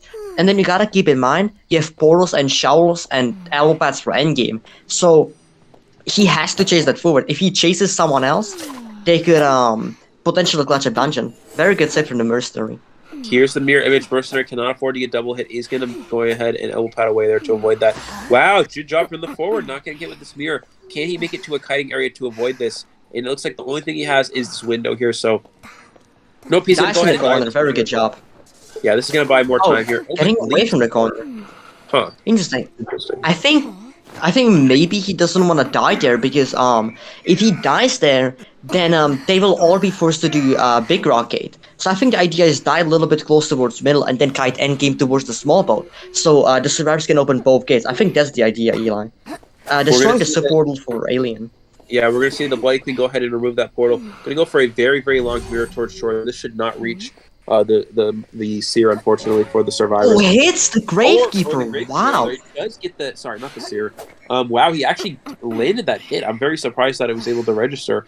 Mercenary taking a long time to go for this rescue. This could prevent him from getting... No, he does not take the rescue. He's not the rescue. Mercenary took too long to go for the rescue there. And this is all of a sudden from a win into a tie. And the Cypher mightn't be prone in time. It's gonna be close. They decide to not pop it. Now who can rescue? The Priestess has to go all the way. But Alien could just possibly mirror or teleport because the Gravekeeper taking a hit. This is all of a sudden from a win situation for WLR to possibly a tie/loss situation. Teleports to the Cypher. Wow. Yeah, and something to keep in mind, if the Mercenary went straight for that rescue, we're going to see the shovel to avoid that mirror image hit. But if the Mercenary went straight for that rescue and instead of trying to wait it out, I think they would have won the game because the Mercenary could have easily body blocked. Additionally, the mirror image was not online for Alien. He had just used it on that Gravekeeper at shore, so he would not have actually had an option of using the mirror to try to down the Mercenary there, and to try to down the forward there. So I would have potentially tried to go for that rescue a little bit earlier for the Mercenary because going for that really late rescue made it so that Alien was able to get that free hit and they were not able to get the rescue off in time. The shovel is about to go off. Alien might be able to kill the Gravekeeper on the last Cypher. Does not get the mind game in time, and Gravekeeper outshoots this mirror. This mirror was a little bit badly placed from Alien. You really see all the stress going into this match. Mercenary failing to rescue, Alien failing to blink. This is a big stress for both of the teams because you gotta keep in mind you're in the biggest unofficial tournament for NAEU. Yeah, and it looks like we're going to see the Gravekeeper is getting shared on that last Cypher machine here. Mercenary most likely will come... No, it looks like Priestess coming in for the rescue here. It's actually better to send the Priestess, and the reason why is the Mercenary takes a hit, and you pop that Cypher machine before they reach that delayed effect at halfway. The Mercenary will only be at half health in the endgame. So, Mercenary standing on that Prime Cypher. Alien may try to get him to pop it here, but he doesn't go for the pop. You also see a very smart play. The Gravekeeper is running away from this from the gate. Why? Because he's going to the other gate. Because they need to split out the attention. Because if one person dies Big Rock, the whole team is screwed. But the but the Gravekeeper gets the bounce. Now this will Wow. allow to pop the cipher while taking a hit. Yeah, but now Wow! he has mirror image. He has mirror image available, so he can easily just hit this mercenary. Nobody messes No! up the mirror. Oh He put it a little no! short there. And Wow, now he put the mirror Priestess image is on short. kiting on dungeon. Yeah, I put the mirror image a little bit short there. One portal available, I think, for this priestess, maybe two, if I'm not mistaken. But this is going to be a And pretty nearly tough. 3. It's actually 3 portals. Oh, it's three. I actually, I can't see it. It's a little bit of a Yeah, quality that's issue, fine, I that's guess. fine. But it He looks like we're going to cannot see the priestess teleport. trying He's to loop forced to around this chase. area. She There's has the to do a mirror very image. good portal. She used Gets the portal time. And she's going to go back through. She's going to force. And beautiful game discipline from the No, priestess. just mind him. Gets the down, the mirror image hitting the priestess instead of that portal. Wow. And this is going This to be a was time so close. Alien was stuck in a bad position. He cannot teleport to Cornfield Kid because there was a Gravekeeper with a shovel there, and he couldn't. He was forced to chase the priestess, but it was a priestess with 3 portals, nearly making it to dungeon. Phenomenal job! Wow. This So was it looks a like that is going to be successful game. another draw. This is going to be a draw for this round. WLR put themselves in a situation where they could have potentially won and gone up 2 rounds to nothing, but it is a draw for the WLR Survivor side here, which means that still 1 round lead for Legacy and for WLR rather. They're up 1 to nothing here because this round 2 is a draw. Still best of 5 though, so we have plenty of Identity 5 gameplay left for you guys here, and for this very intense matchup between these two evenly matched teams. But again, WLR currently in the lead here, so it's going to be a bit of an uphill battle here for Legacy if they want to turn things around and win this championships. Yeah, right now you see WLR being in a little bit of a better position, but now this is what I was talking about. What is Fafa gonna go for round 3 when there's gonna be Soul Weaver and Wheel Band? It's gonna be a BQ, probably Ann or Ripper. Those are all TIE hunters. And if Fafa can only basically die against Legacy survivors with those TIE hunters, it's gonna be up to Alien trying to pull out with those wins, which Alien definitely can, because Alien actually has many high risk, high reward hunters in his arsenal. He has Axe Boy, Breaking Wheel, Dream Witch, Sculptor, and stuff like that. So it's really gonna be up to WLR survivors handling Alien, keep getting ties, and keeping the advantage that they earned from first round into winning the finals. Right. So moving on to a third round here, we're going to have another coin flip, I believe. The winner of the coin flip will choose the map after the loser bans one map. So if Legacy gets an option to go with a map here, which is something they desperately need being down 1 round here, what map do you think they're going to go for? Again, we have to think about Aliens Hunters. We are probably going to see. I would expect them to possibly ban Dream Witch. I don't think they'll give him Dream Witch. They might just go ahead and take a Bloody Queen.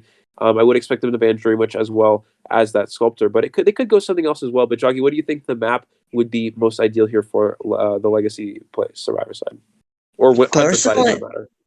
Personally, for Legacy as the whole, I would say Arms for Trade might benefit them the most, because you gotta think about it. Yes, they might ban his Sculptor, yes, they might ban his Dream Witch, but then BQ is pretty viable on that map, as the map is very small, allowing her to pressure with a single mirror basically every single cipher. Plus, Expo is also pretty good on Arms Factory. And then when you turn it back on Fafa, Fafa will play either like BQ and or Ripper, which are both somewhat fine, somewhat not on Arms Factory. So I think Arms Factory is going to be the most beneficial for Alien. What do you think? Yeah, it definitely would be the case here. I think the first ban will immediately be Sculptor for WLR against Alien. But if you go with that Arms Factory, it gives Alien 2 strong hunters for playing on that map, depending on who they ban.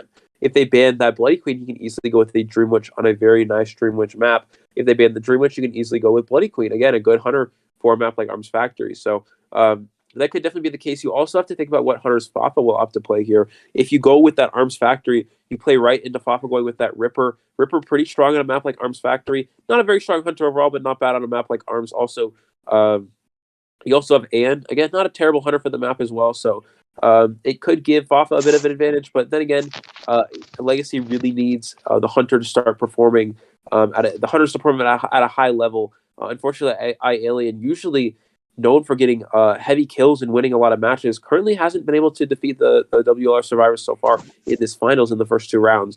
So we may see a map favorable for iAliens Hunters. Yeah, you gotta be careful. You gotta be mindful that this is like the finals, so all the teams are gonna be stressed. So normally, if you expect a person to perform extremely well, they will be performing way worse. For example, we saw it in Core 4 finals, where the last match, ZQ Ken was forced to get a 4-man with a Bloody Queen, and then his Bloody Queen was performing honestly very badly, missing mirrors, misclicking buttons, just because of the amount of stress. So um, you gotta be mindful that this might be the same thing for iAlien, Legacy, and WLR. So I'm really thinking about the map. It's gonna be interesting. Definitely think Arms is gonna be the best option, but there's also many other viable maps. Now, if Fafa does get an option to pick the map here, I really think Fafa will go for a map that favors something like a Ripper or an Ann, which typically we've actually seen Fafa like to go Moonlit River Park. Moonlight, that's fun. Yeah, I've just remembered. Yeah, because Which, Moonlight is a very good Ripper map. Plus, he can plus Fafa can also play BQ on that map.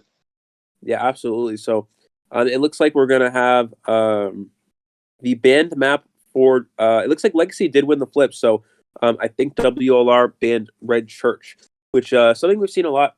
Fafa does not like to play in Red Church, which is very surprising. Red Church a very It balanced actually map. makes sense.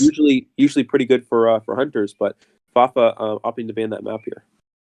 It's a bad Ripper map, and I think Fafa might be thinking about going Ripper because what team practices against the Ripper? Basically no one. Legacy definitely has a lot of practice against Bloody Queens and stuff like that, but I doubt they had a lot of practice against Ripper. I think they prepared for Ripper just because of Fafa, Fafa playing Ripper, but I don't think they have that much practice of it, which means it can catch them off guard and possibly eliminate a lot of survivors if Alpha goes with the Ripper.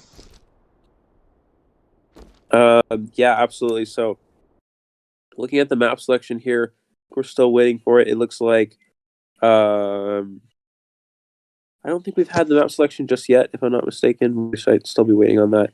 Yeah, it looks like it still is Church banned. So, so looking forward here, what will Legacy try to pick a map that's tough for Vavis Hunter as well? Again, and that Ripper. They could go with a map that could be difficult for those hunters. Sacred Heart Hospital seems like a tough map for both those hunters. I know it's not too good for Ann because of that 2-story area. You can easily loop an Ann in that area. Also, not the best for Ripper just because of the strong kiting places on Sacred Heart Hospital. So I think that could be a good selection here if you are iAlien. The only problem is it can be also very difficult for your hunters as well because Bloody Queen, not the best on Sacred Heart Hospital. That 2-story area can be very difficult. Dreamwitch not very good on that map anyways.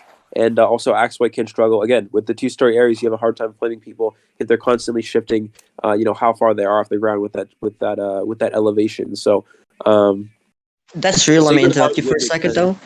The hospital can be a little bit fine of a map for exploit because of the hospital. Yes, hospital is a very good area, but also if you put a tree downstairs or upstairs, every single time the survivor will go down the stairs, go up the stairs, drop down, they will gain a purple fireball. And if you have a purple fireball, a good expert is gonna know your location 24/7. It's basically like having a beeper on yourself. So there's an option that he could go exploit on hospital and just put trees inside and possibly chase there. That could be one of the options. It appears as if Legacy has actually chosen Moonlit River Park, so they're giving Fafa a map. Yeah, they actually give Fafa a map that Fafa enjoys to play Hunter on. So that seems very unlikely. I did not expect that at all. It could be that, again, Legacy wants iAlien to play on a favorable map for himself.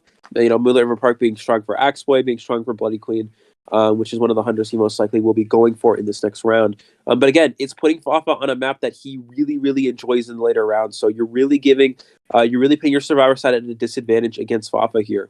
Really just trying to put all the, really just trying to give their hunter the advantage and saying, iAlien, we need you to we need you to perform at a very high level. We're giving you a very good map to play on, and I think that's exactly what their strategy is here. Honestly, legacy map picks, in my opinion, are somewhat questionable going against WLR because the round one pick and ever sleeping when Fafa could potentially go wheel, and now picking Moonlit, which is a very a map that Fafa really prefers. It's somewhat questionable, but yeah, you're right. They're definitely trying to pick the maps that Alien likes, so Alien can try to carry the team into the victory. Again, we are just the commentators here. We don't know these team strategies. It could be that Yeah, Legacy exactly. has heavily prepared to play on a map like Moonlit River Park, so they really have confidence in themselves to even putting Fafa in an advantage. They have confidence that they can do well against Fafa's hunters, as well as Alien performing successfully with his hunters. So, um, yeah. So, so do you think? What do you think Jogy Fafa will opt to go for? We are going to see WLR is going to be playing Hunter first in this first half of the third round. So, Hmm, I would expect most likely from the Survivor side, we're going to see Breaking Wheel and Soul Weaver bans. As these rounds definitely. progress into the later rounds, again, it's going to be favorable, more in Legacy's favor because Fafa's two best hunters, Soul Weaver and Breaking Wheel, are out of the way. But Fafa still has a few options with that Ripper and in Bloody Queen. What do you think he'll opt to go for here? I would probably say he will look at the team comp because if you try to, okay, so I think the legacy best option is to just pick like a national team comp because if they will try to counter pick Bloody Queen for like a Perfumo or something, Ripper can somewhat deal with that easily in a way. But I think the safest pick, survivor that Legacy should go for is, in my opinion, Entomologist. She's somewhat struggling against the BQ, but she can still do a good job against the Bloody Queen, mainly with her support. And Entomologist is very strong against the Raper. So I think Legacy should be opting to go for the Entomologist first if Fafa doesn't ban it. What do you think? Yeah, it definitely would be a possibility. We do see Fafa loves to ban Entomologist though on in the third round and beyond because Entomologist just a good supporting character, good kiter, but also very good counter to Ripper. Can kite the Ann as well, depending on if you're in a narrow area. If you're kiting an Ann and you get catted, you can simply get off your bees, force the Ann to walk through the slow bee area, and transition away, and you can kind of kite out the cats as well. Not so strong against something like a Bloody Queen, although they can juke the mirror images a little bit easier than most survivors. But it could be that could be a challenge. So it could be that Fafa's planning to play Bloody Queen if he doesn't opt to ban Ento, but if he does ban the Ento, I think we're most likely going to see Ripper or Ann. Definitely, yeah. Ripper is, I mean, sorry, Moon is a very good map for Ripper as you can foggy through many of the walls, and it's somewhat hard to break line of sight on Moonlit, which means it's somewhat easy to hit Foggy, especially for a very good Ripper like Fafa is. And yep, still waiting on these bans here. But I think if you're Fafa here, you want to try to push again. Your team's on top, so you want to keep trying to push for ties. If your survivors can keep pushing for ties as well, you can kind of just draw out the rest of these rounds and kind of just win by one win. And as these rounds progress, again, ties hunters will be a key here. So as long as these hunters can get ties, as long as these survivors can get ties, then it'll be very evenly matched, and WR will remain on top. So I would expect Fafa to go for a draw hunter, probably and here, just because again, if you're Fafa, you want to push for at least a draw. Ripper is a hunter that could potentially lose, so you may want to not Mhm. use that now and just go for an easier tie hunter like that Ann or Bloody Queen. Also, I think maybe the reason why Legacy picked Moonlit is because, and also Eversleeping is because we know that Legacy has a very good communication and rotation skills, and we even saw in the finals Legacy surprised I think formatting Rex Bonbon, if I'm correct, just because of the roller coaster. So I think what they might be opting for is just pick Moonlit and have the survivors carry with their amazing communication and then try to do some roller coaster plays. What do you think, Eli? Yeah, definitely could be a strategy for them against something like a Bloody Queen. Might not be as good, even if the stop sign is hit.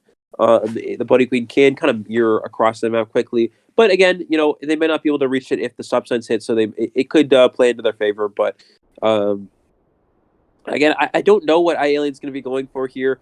Yesterday, we did see the Moonlit Bloody Queen, but in a situation where Alien really wants to try to push for more of a win here, you may go for a bit of a winning hunter like Axeboy because your current team is down 1-0, and pushing for a win could be advantageous for Legacy. I also just realized. So, who picked the map Moon Legacy, right? Yes, correct. They might be opting for Alien to go wheel, as he has played wheel before, and I know he actually likes to play wheel on Moonlit, from what I know. So they might be trying to push Fafa into playing a tie hunter, and then themselves letting Alien pull out the wheel, trying to get as many survivors out as possible. I think that could be an option. Yeah, it definitely could be a strategy for them here, but I know Alien's wheel is not currently. I don't know if he has it at a tournament level just yet. Looks like we are getting into our picks and bans here for Moonlit River Park. And depending on, we are going to have WR playing Hunter first, so depending on what these bans are for Fafa, it could indicate what Hunter he's going to go for. It looks like we're going to have Seer. Prospector, that's an An. Prospector, yeah. Prospector Dan definitely indicates An. So Seer, Prospector, and Prisoner. So no Mechanic ban, opting to ban the Prisoner instead. Fafa more worried about Prisoner Cypher Rush, which is very rare. You typically would see Mechanic ban instead, but banning Prisoner in this case, which does indicate, as you said, Jogy, the An from Fafa. So the reason why Fafa doesn't really like to ban Mechanic, and he instead bans the Prisoner instead, is because Fafa wants to have as easier down as possible. You could see it. Fafa tries to down like the Psychologist fast with his Spider. He tried to down the Mechanic fast with his BQ. So he's letting out the Mechanic just for Legacy survivors to pick it, so he can have a very easy down and kill the survivors fast. We also see them locking in Priestess and Psychologist. Yeah, so Psychologist does definitely make sense here. A very good character against something like an An as well. So I would have expected Fafa to actually ban Psychologist if you're going to be playing an An here, because it forces 3 cats to get it down on a Psych. But now, now that they have access to the Psychologist, it's going to be a pretty long kite for the first kiter. So giving that as an option for Legacy could be risky if you're Fafa here. Priestess as well definitely makes sense. Very strong character for this map. And we're still waiting on Fafa's second ban, it looks like. What do you think the second ban would be? I think it could be maybe like forward, or what do you think? I definitely think we could see a forward, but if he's going for that An, I don't. Fafa doesn't really. Yeah, that's true. Much. Yeah, that's true. Probably Mercenary. It looks like it's gonna be that Mercenary. This definitely does make the most sense here. Mercenary is a character that can never really be stuck by an An. Can't get double hit, but Fafa might try to go for winning strategies with that camping. In that case, what do you think are going to be the last 2 survivors? I would expect one of them to be Gravekeeper. What do you think the other one would be? I don't know. I would expect, Gravekeeper to be one of them. Probably forward. He did give forward as an option, so. Oh yeah, that's true. Forward. Also, forward Mechanic could be a strategy as well, or Gravekeeper Mechanic. Any of those 3 combinations of survivors is definitely an option if you're the Legacy survivor side. I'm also interested to see the Priestess support, since yesterday we could actually see the Priestess supporting basically the entire early game against Ching Sculptor. So maybe gonna be doing the same against Fafa's An, because An getting supported is someone kiting an An who's getting a support is gonna be very hard to kill, because An cannot really do anything like a chip shot from far away or something. She has to physically get close to the survivor to hit them.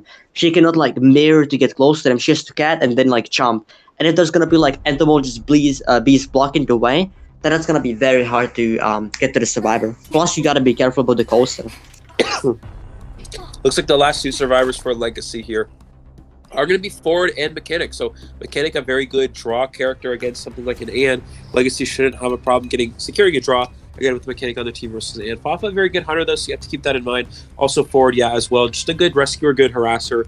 One of the best harassing character in the game currently. Can be very difficult to harass an An though.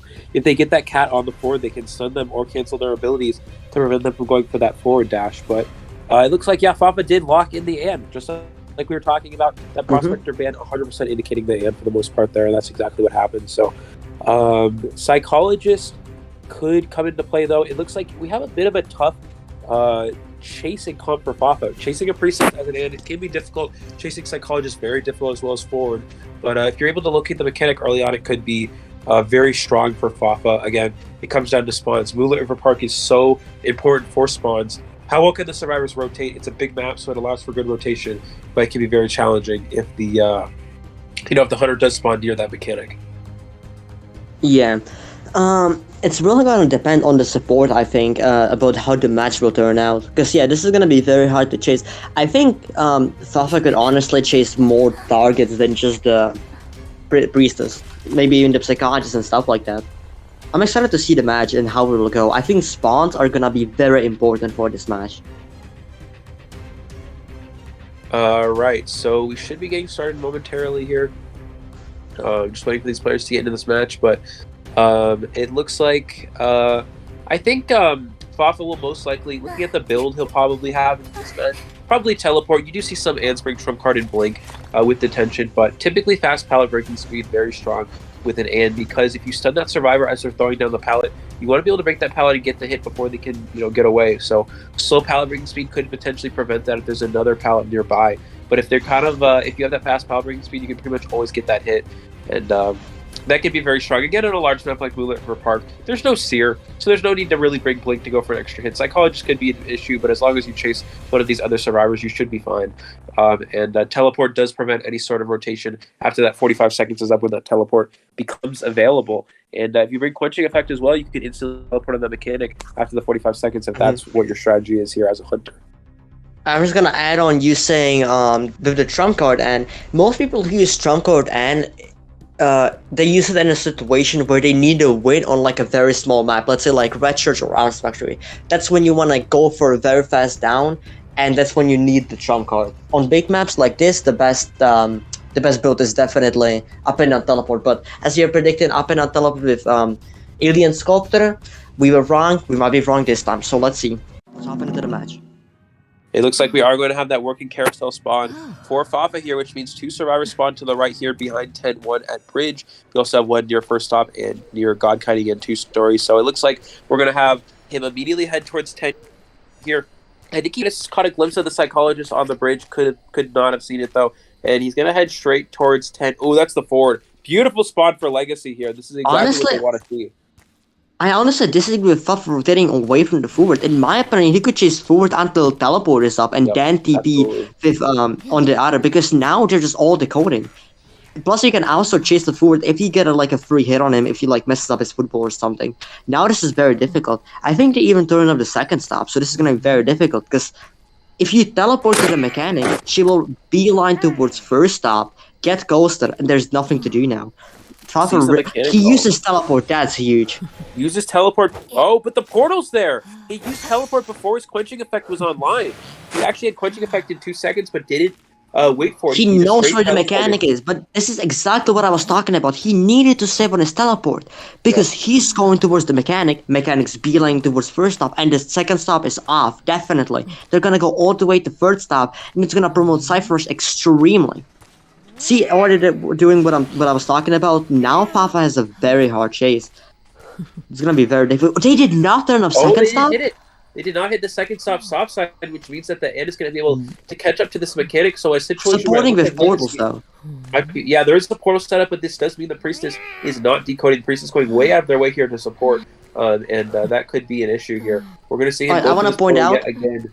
So the mindset behind those portals were to lead mechanic back towards the coaster, which means now mechanic can take the coaster again and push towards the first stop. So good job from the Priestess setting up those portals perfectly. But Fafa might be expecting it. Maybe he won't even go fully on the coaster and just make his way. Okay, very good patience with green camping, yeah.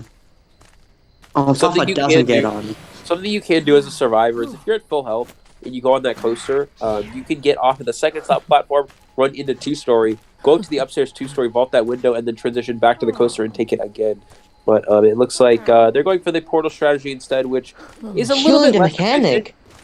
Well, it's a little bit less efficient because it wastes the Priestess time instead of decoding. But it looks like no, I think he still sees the mechanic here. Does get a beautiful cat there, and he's gonna be able to get mechanic's full health though. That's the big thing, because now it's basically the chase didn't even start yet. Teleporting up to the Priestess, Fafa really tries to get for a tie, acknowledging that if the pace of the match is gonna keep going towards the survivors, I'm gonna lose. So he really needs to down the Priestess fast to try to get a tie.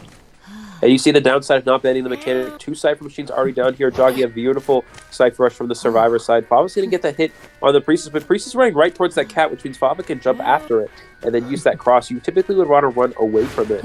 And wow, what beautiful cross from Fafa. Just like that, he gets instant down on the Priestess. Fafa was in a very, very stressful situation with a lot of Cypher Machines getting popped. A lot of rotation for the Legacy survivors, but a quick down on the Priestess has turned things right back into a situation where Fafa can potentially still draw. We're going to see a stun on chair here to guarantee this rescue from this forward. And this is going to be very hard to draw though. Away to 2-story. Oh, you have one Cypher basically primed, like 2 Cyphers basically primed, and another Cypher 90. This is going to be very difficult to catch up. Right now, what Fafa has to do is Fafa has to kill the Priestess very fast after the Cypher pop, and then try to possibly TP on the gate, and then try to get a time. But without it, it's gonna be very hard. So all this match is gonna be up to Priestess scouting after pop. Fafa had an option to potentially share a 2-story. He's gonna go ahead and instead go for this God Kite chair spawn, and it looks like Psychologist is coming in for the rescue. Is that Cypher Machine primed already? Yeah, you know what it is. It's been for a while. Beautiful, wow, beautiful. To get that stun there, they're going to go for the rescue, hits the Priestess, and there is the pop of the Cypher Machine. Fafa does not have his cats available, so he cannot instantly get down the Survivor. He's going to instead very good game sense changing on the Psychologist. That's amazing game sense from Fafa, because he acknowledges that he cannot be chasing the Priestess anymore in a 2-story area. I guess the power drop in time, but it still should be a death for Psychologist. But you see the mechanic being so good. Opening the gate, but the Priestess needs to get... Oh, Priestess cancelling a portal, very good job. But now Mechanic is going to have a hard time leaving the forward. This could either result in a tie or a win, or a 4-man escape maybe from the Legacy Survivors that they play perfectly. We're going to see the cat on that forward there. And forward has to football. Does have one more jump. Forward needs to just football out of here. He cannot allow Fafa. Oh no, messes up the jump. He jumps onto the platform instead of towards that gate. I don't know if he would have been able to catch up to the forward anyways, but we are going to see the Psychologist use that self-heal. No dungeon nearby, so Fafa should... This is looking like a 3-man escape. Yeah, you can still get the Psychologist down pretty easily here and get a 3-person elimination, but that is very favorable for Legacy, which means all their hunter needs to do is get a draw, and they'll be right back into things. Fafa going for the 180 spin hit. A little bit of fun there. No scope. And he's going to go ahead and share the Psychologist for that 3-person elimination, which is putting Legacy right back into things here. This is exactly what they needed to see.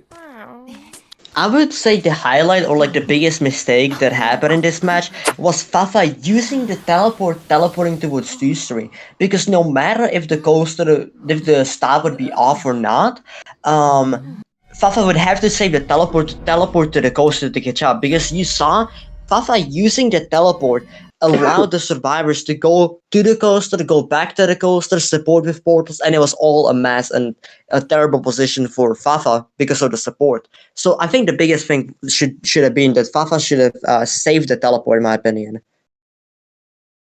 Yeah, definitely could have done that. Also, probably should have saved the cats. If you save your cats there, then you can instead of trying to camp with the cats at the end game there, if you save the cats and then wait for that Cypher pop, you can then just cat down that Psychologist right away and then get them down and potentially teleport an exit gate after that. But he had a 10-second cooldown, which gave more than enough time for Legacy to push those exit gates, get them open before he could teleport away, and that allowed for Legacy to get that 3-survivor escape, which is exactly what they need here. Again, if Alien is now able to secure a draw with one of those tie hunters, we could see a situation where things are completely tied up after 3 rounds here. So again, very evenly matched between these two teams and very exciting gameplay thus far.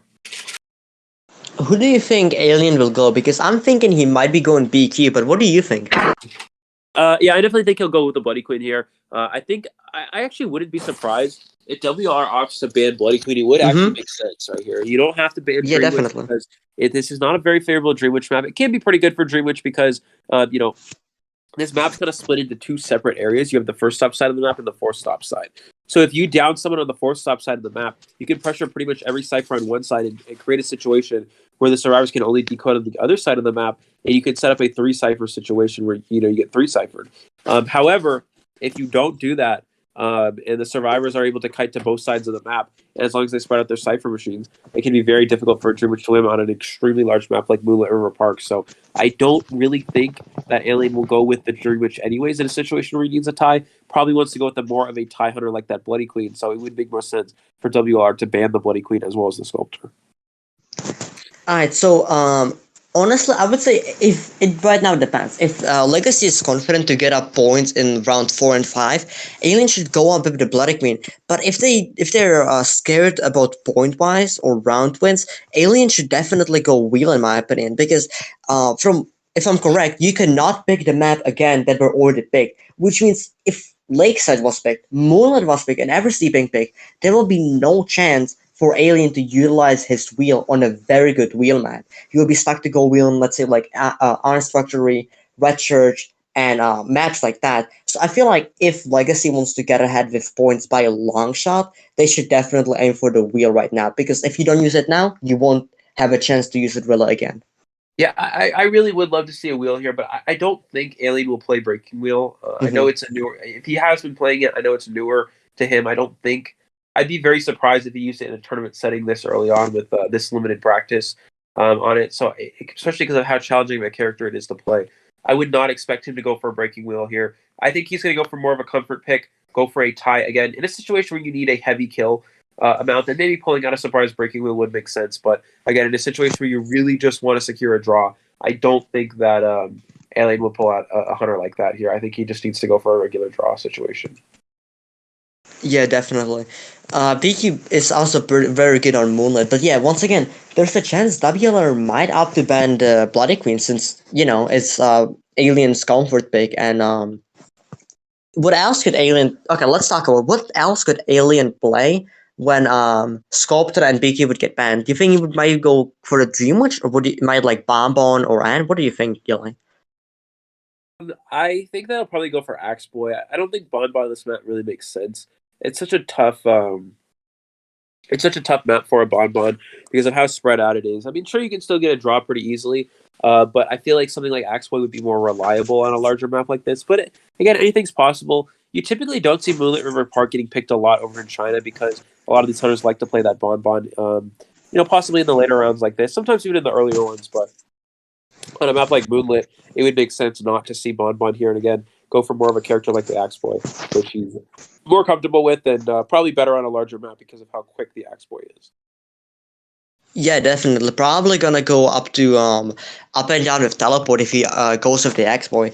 X-Boy is also somewhat of a tie hunter, like not really, but if X-Boy hits only a couple of his fireballs, he can tie. If he hits all of his fireballs, he can definitely push for the win. So I think depending by the team comp, that's what Alien will pick. I also think if he wants to go BQ, he could honestly ban Perfumer, as we saw WL having a very good Perfumer on their team in the first one against Sculptor. So I think also Alien likes to go for more of a meta banning. So he likes to ban a lot of meta characters, which does give options, like you said, to the specialty characters. We do know that WR has a very strong Perfumer player that likes to go with the Perfumer. So if Alien opts to ban, some of those characters that aren't typically as meta, I don't think.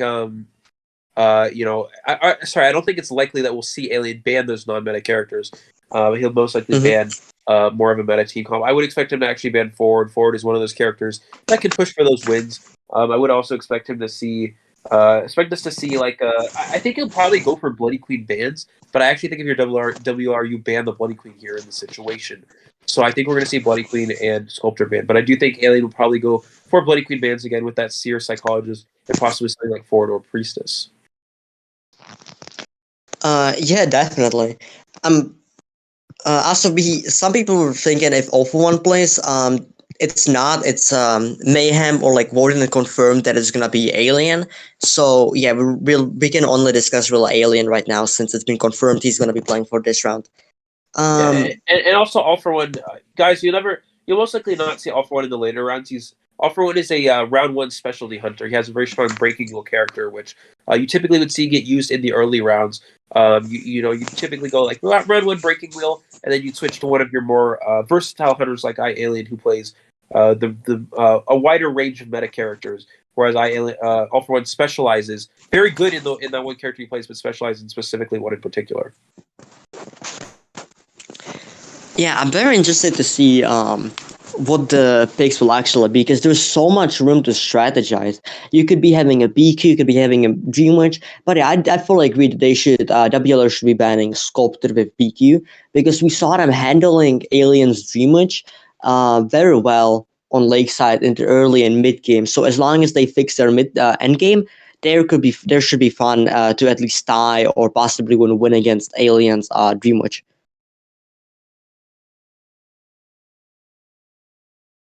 Yeah. So if I think I don't think I don't think there's any chance Alien goes Dream Witch here.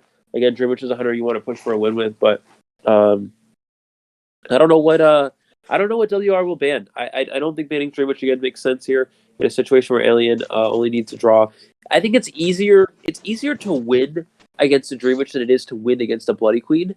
However, Definitely. it's more likely that Dream Witch will get more kills than a Bloody Queen in a situation where the hunter needs a higher. So Dream Witch is more high risk, high reward is one way to put it. Where Dream Witch is more likely to get a 3-person or more elimination, but also less likely to secure a solid draw like a Bloody Queen would be able to do so.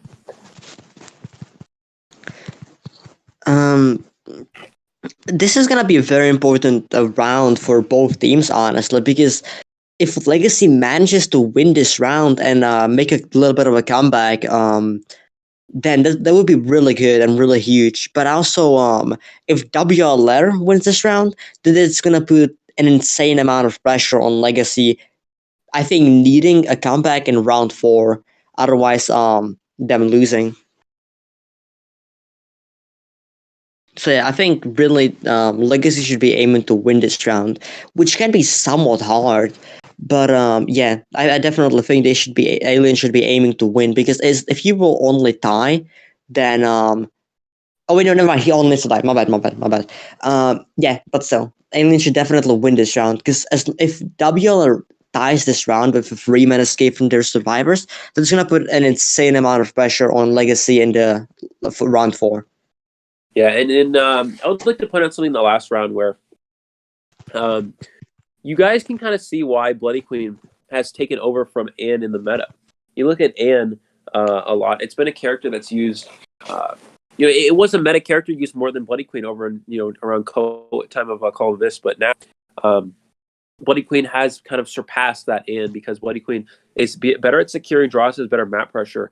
Whereas Anne gets around the map a lot slower. You can easily mirror across the map with a Bloody Queen, whereas Anne you cannot. Also, Anne just has less pressure overall, whereas Bloody Queen has very good map pressure and dominance with that. So you see Alien able to secure a solid draw with the BQ, whereas with Fafa's Anne actually losing in a situation where Anne is normally a good tie hunter. Mm-hmm. Definitely, but I think the main thing was just the support. I think Fafa is somewhat of a questionable bans in my opinion. Personally, if I would be in Fafa's shoes, I would honestly ban some more like supporting characters instead of characters like Prospector or something. We know Legacy, I think, had a Prospector player on their team. Not sure if they're in the lineup now, but I know they had a Prospector player in season 1, I think. Yeah. So yeah. Legacy didn't use a Prospector a single time this tournament, so banning it is somewhat questionable. Yeah, I don't know if I agree with that as well. Especially considering that, if Fafa has if they opt to go with the Prospector to counter Fafa's Anne, he can simply just go Bloody Queen and play another tie hunter if that's what he's trying to push for. So the Prospector ban doesn't make sense to me, but again, we are just commentators. We can only make speculations. These players know more than we do. They're banning the Dream Witch. So, they opt to ban the Dream Witch. So it looks like Alien banning Seer, Psychologist, and Priestess, which is Dream Witch bans. Those are Dream Witch bans. So it would make sense that they ban the Dream Witch, because Alien is going for bans that typically would indicate towards a Dream Witch. However... But it could also be towards a BQ, yeah. Yeah, however, it could be towards a BQ, and I also don't think that Alien needs to play Dream Witch again in a situation where he just needs a draw. He most likely is playing with that Bloody Queen here. Bloody Queen is a lot harder, again, to get a win against for survivors in comparison to something like a Dream Witch. So, but not banning Bloody Queen here seems like a huge risk for WR. It could be that they're just trying to play for a draw and keep things tied up. You gotta keep in mind though that WLR performed amazingly against Aliens Bloody Queen on Lakeside, nearly resulting in a 3-man escape. So they might be very confident that they can take on Aliens Bloody Queen, and that's why maybe they let it out his PQ so they can go against it again. It's definitely possible. The only downside to this is that Moonlit River Park is slightly more favorable for BQ, just simply because you could see survivors from. It's such a very bright map. You can see survivors from a distance, mirror them far away, and also Bloody Queen. The only way Bloody Queen really loses is to rotation. If you have good rotation, as long as you hit your mirrors, you'll never really lose as Bloody Queen. But if you get rotated, then you can actually lose that way.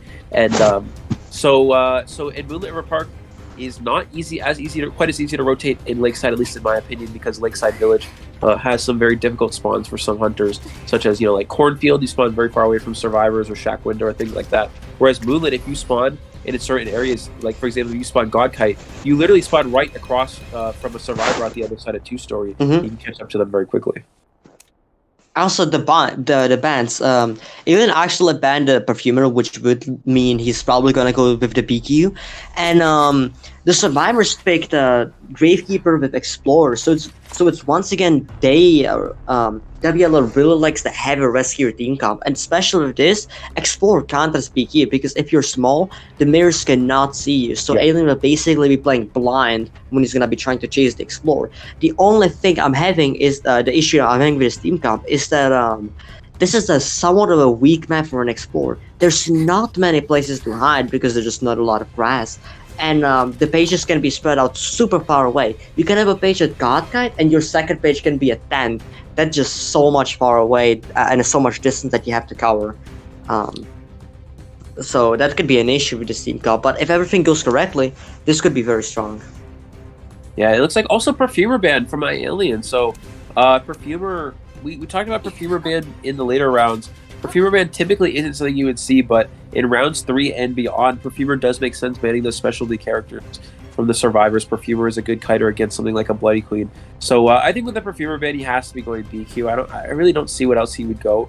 These bans would not make sense for something like a Breaking Wheel by any means. So actually, I would expect BQ, it's somewhat good. Oh, except the Bonbon. I think he's trying to counter. Yeah, he's trying to counter this. I think what happened here is Alien's bans indicated a Bloody Queen. So the survivors acknowledged he's probably going to be going Bloody Queen. Let's play a comp that's strong against a BQ. You cannot find Explorer, and you have a hard time chasing forward Gravekeeper and that Mercenary. So let's go with that strategy. But now Alien's saying, you know what? I'm not going to fall for your tricks. I'm going to play another counter, and I'm going to counter your comp by playing Bonbon instead, because Bonbon can actually chase a Gravekeeper very effectively. That's true. That's why I think for WL to counter the counter on top of a counter, they should pick great. They could honestly have 3 people with that. Explore with broken windows. Broken windows.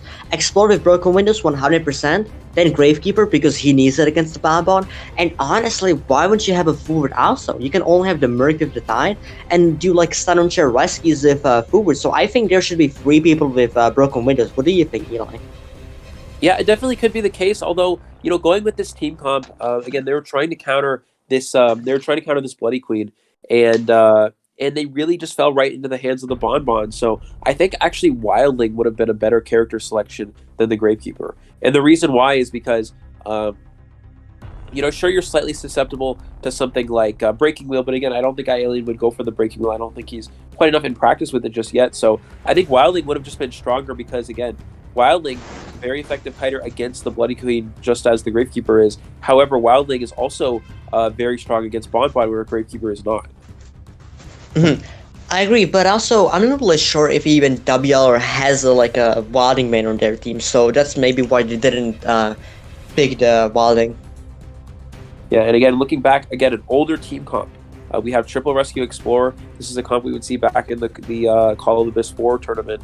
Again, not going for any of these new Cypher Russian characters, which is not something we see every day. But this comp isn't too bad. Again, I think you were right about the broken window strategy. I think in this case, Gravekeeper actually might bring broken windows, though, Jogy, just because, Bonbon, very strong character at chasing a Gravekeeper. You really need to give your Gravekeeper the best chance to have a good kite against the Hunter, because they can bomb you out of those shovels if you're not careful. Yeah, definitely.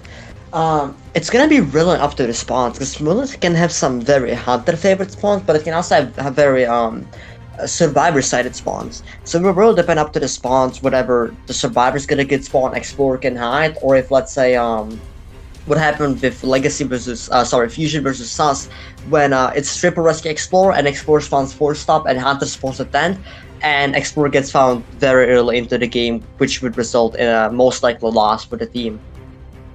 In a situation where you have an explorer here, this is a pretty big map, so you'd think, oh, it's a big map, it's going to be hard for the hunter to find the explorer, but there's very minimal places for an explorer to hide on this map. In comparison to something like Arms Factory or Lakeside Village, you can easily hide in those patches of grass, whereas here you can't really do that. So it's going to be a lot more challenging for the explorer to actually hide. And again, if you do spawn right next to a hunter, we were talking about Moonlit River Park spawns. Behind 10 and a survivor spawns 4-stop, it can be very hard to avoid getting detected there. Or if you spawn on the other side of 2-story, hunter spawns God Kite. Or if the hunter spawns God Kite and the survivor spawns... if the hunter spawns near 1-stop and the survivor spawns God Kite, there's nowhere to really rotate to without getting located. So there's just some very good hunter-sided spawns on Moonlit River Park that could, if the hunter is lucky, could really allow them to find the explorer first, which would put the survivors in a terrible position because of how slow their Cypher rush is. Yeah, definitely. It's all gonna be. It's all gonna come to the explorer hiding right now. If the explorer can hide well, then yeah, this could be a win. I also think. What do you think about the build? I would normally just say up and down with teleport. What do you think? Yeah, I definitely think up and down with teleporting, and you don't want to get rotated too hard. You can't really chase mercenaries, but you can't really chase forward. You will get kited, so you really have to find the Gravekeeper or the Explorer. So bringing teleporting quenching effect would allow you to locate out that Gravekeeper early on because the Explorer can shrink to avoid being detected by quenching, but the Gravekeeper has no way of avoiding that. So Gravekeeper can get found pretty easily, and you have to be careful of that if you're the survivors. So teleport would definitely make sense here if you're Alien. Along with the quenching effect to locate that Gravekeeper. And also, if the Explorer happens to pick up a page in your Cypher machine, your teleport is online, you can instantly just teleport on that Explorer and chase them down.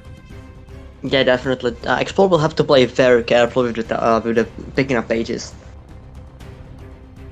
Typically, and we're heading into the match. Yeah, typically with an Explorer, you don't have to be... you want to be careful, of course, but with a comp like this, you have to be extra careful, because if you get found, you probably will lose because of how slow the ciphers are. This is the same spawn as before, I think, or at least very similar. And we see the Explorer spawning close to the Hunter. If Alien knows his spawns, this could be difficult. He sees Alien practices spawns a lot and sees the Explorer, but Explorer, knows that Explorer spawns around you, but Explorer does an amazing job doing a perfect rotation towards 4-stop, not even giving Alien tinnitus. This is phenomenal. Wow. Yeah, beautiful job from the Explorer. A lot of Explorers would instantly hide, which would have given tinnitus to Alien, but it looks like he is not receiving any tinnitus because the Explorer actually just straight up rotated instantly, which was very, very smart play to get away there.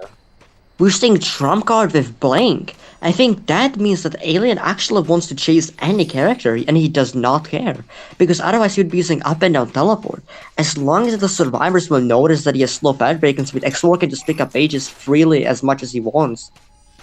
Does find the forward. The forward's going to try to push this roller coaster here, but you have to be very careful because you can get bombed off. I think second stop should be off. There, and he is able to take the coaster in time. Alien brought Blink, Jogy. What do you think of this? I would not have expected this at all. I guess the Blink does make sense because you need it.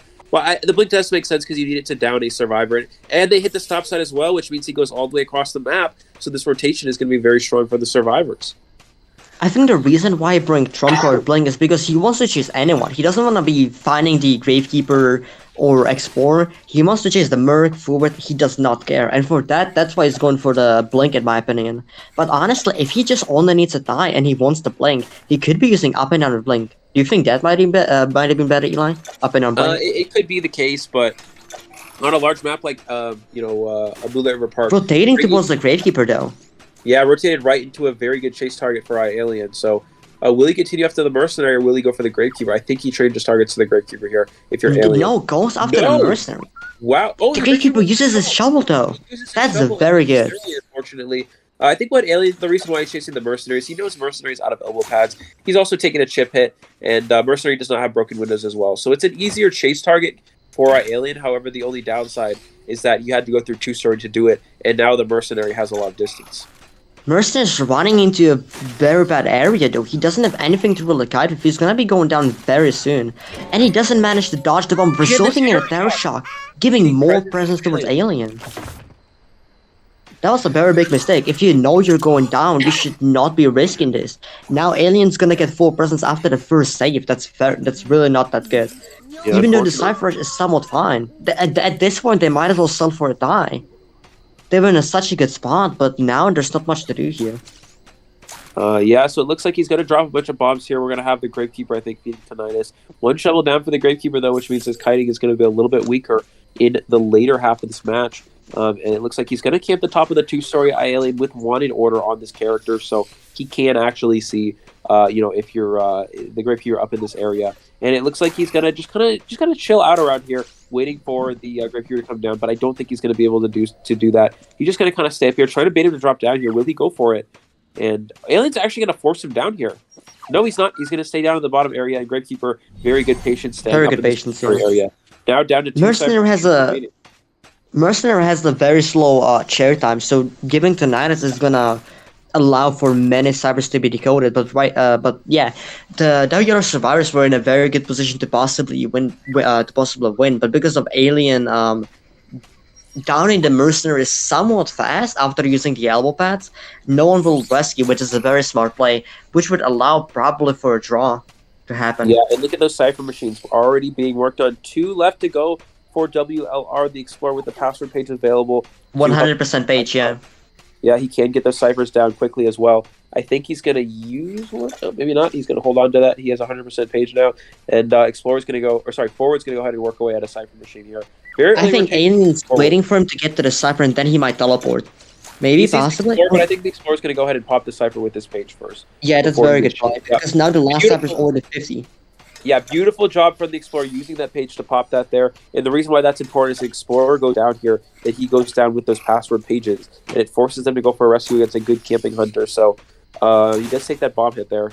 And so getting rid of those pages first and using them before the Explorer goes down is very favorable for WLR. They know where dungeon is now also, because of the Explorer running towards it. Doesn't get hit here, wow. Also, 3 characters. Basically, everyone in this match right now has broken windows, which means if they play smart, they could potentially get dungeon. But then you gotta be careful because Alien has detention plus he has blink, so getting a dungeon against that would be very hard to do. They bought the Cypher though, phenomenal kite. Is prime. Wow, slow decoding team comp for the survivors. We're still able to have a very fast Cypher rush, so beautiful job. You can really see the rotation there coming into play. Alien still has blink available, so all you have to do is blink this Explorer to secure this down here and prevent him from getting dungeon. But wow, he could try to teleport, but it's way too risky. I doubt he would go for it. Yeah. Yeah, it's very unlikely. Just gonna secure the time. Most likely we'll just secure this draw here. Again, he only needs a draw. Fafa did get there was a 3 survivor escape, so Alien really just wants to guarantee this draw here and give this round win here for Legacy. But yeah, this is why I somewhat disagree with the build. He didn't use trump card or blink the entire game. Meanwhile, if he would be using up and down with teleport, he might have used it way more throughout the game than trump card blink. The tension helped though endgame, but still, yeah. Yeah, so it looks like things. So this is going to tie things up completely, 10-10 after the first 3 rounds here of WLR versus Legacy. So Legacy did lose round 1 to WLR. WLR winning round 1 by a score of 5-3. The second round tied 4-4, and the last round 5-3 as well in favor of Legacy. So again, completely tied up. This is exactly what we were talking about, Jocky, in the early rounds, which in that round 1 situation, Legacy is favored, WLR is favored because we were thinking because FOP has that 4-person elimination hunter, but they didn't opt to go for it. Instead, used a different one and still was able to secure the win. But now Legacy really turning things around, and you can see how they're heavily favored in these later rounds. Yeah, definitely. So this is what I was talking about. Fafa has to keep dying towards towards Legacy survivors, and WLR has to just be dying. Like, they have to establish an advantage early rounds, and then it just has to be ties and ties and ties for WLR.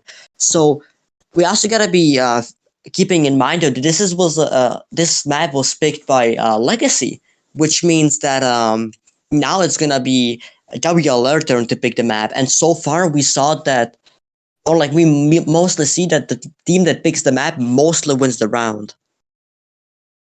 Absolutely. It looks So like yeah. we are through 3 rounds here. Everything is tied up. We do have 2 more to go. It is a best of 5 finals. We are going to take a short intermission break here for a few moments, just because so these next players can get this next round ready. This should be a very short one, not like hopefully not too long. But just going to give us a little bit of a break here. We'll be back in a few moments, guys. Stick with us. We have the last 2 rounds coming right up.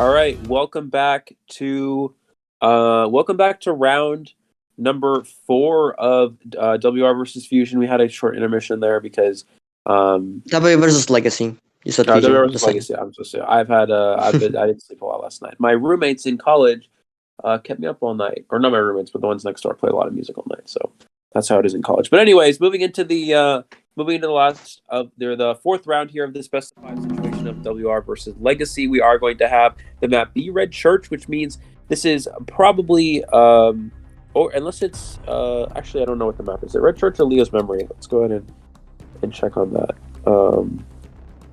But it looks like it looks like it's gonna be Red Church. Oh. Okay, so Leo's Memory was banned.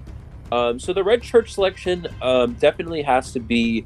I think it's did Fafa choose Red Church here, because I think Legacy chose last round. So interesting. Fafa opting to continuously ban Red Church throughout the most of this ICL, but then opting to select it here.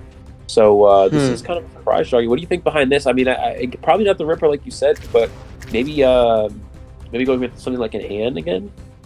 I think I heard from someone, not sure, that Fafa might have Expo in their arsenal, so that's maybe what they're aiming for.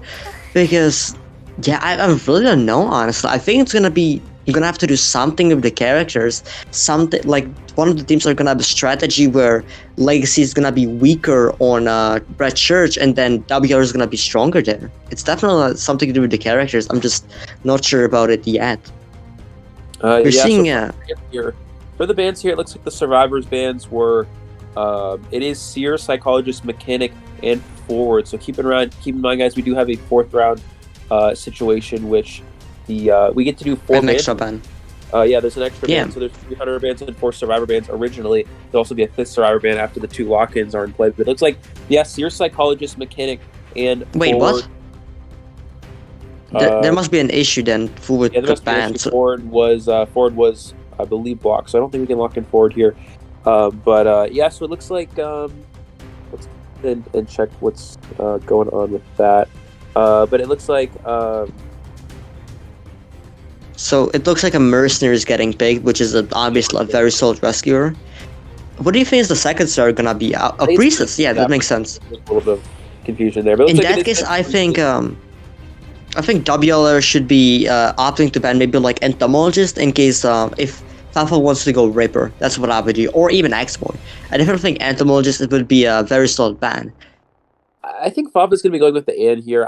Fafa didn't ban Entomologist. If you're going with X-Boy or Ripper, you pretty much always want to ban Entomologist for that for those characters. You know, the Entomologist beast can easily block a Fireball and absorb the hit instead of you as the Entomologist absorbing the hit, and also can absorb Foggy Blade hits as well. So I think the no Entomologist ban. Fafa, we know, likes to ban Entomologist when playing those specific hunters. This highly indicates the Ann yet again from Fafa here. So Seer and Psychologist, again, very good characters against Ann because it forces 3 cats to actually get it down, because you have the you have the Owl, you have the 3 hits from the Psych. So so it forces 3 different sets of cats to actually get the down on that Survivor. So banning that makes sense. Mechanic Cypher Rush is very strong. Banning that as well makes sense. And it looks like Forward just a good harasser to get out of the way. So I would expect Ann from Fafa, but we'll have to see. We're gonna be seeing Coordinator and Patient. We haven't seen much Patient in ICL or in tournaments in general. We have been mostly seeing the Psychologist. Patient can be very interesting because he's definitely a very hard character to play, as you have to master the jumps, where to jump, the best spot, stuff like that. But a very good Patient can be definitely scary.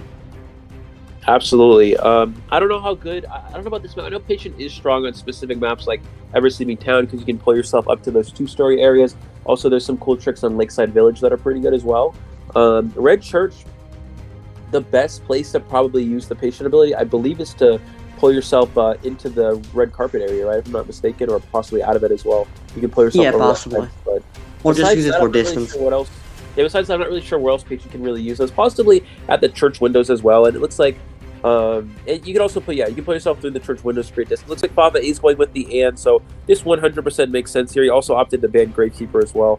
a very good rescuer and good kiter against Anne. So eliminating that option from the survivors definitely makes sense here. Going for a bit of a kiting heavy team comp for Legacy. You do have, Legacy keeping up with that China meta, going with that one rescuer and heavy kiters. We have the Priestess, a very good kiter and supporter, Mercenary, good rescuer. Coordinator can also rescue, support, and kite, and Patient, a good kiter as well. So just kind of a quicker decoding team comp here for Legacy, and more for the kiting skills rather than rescuing and decoding.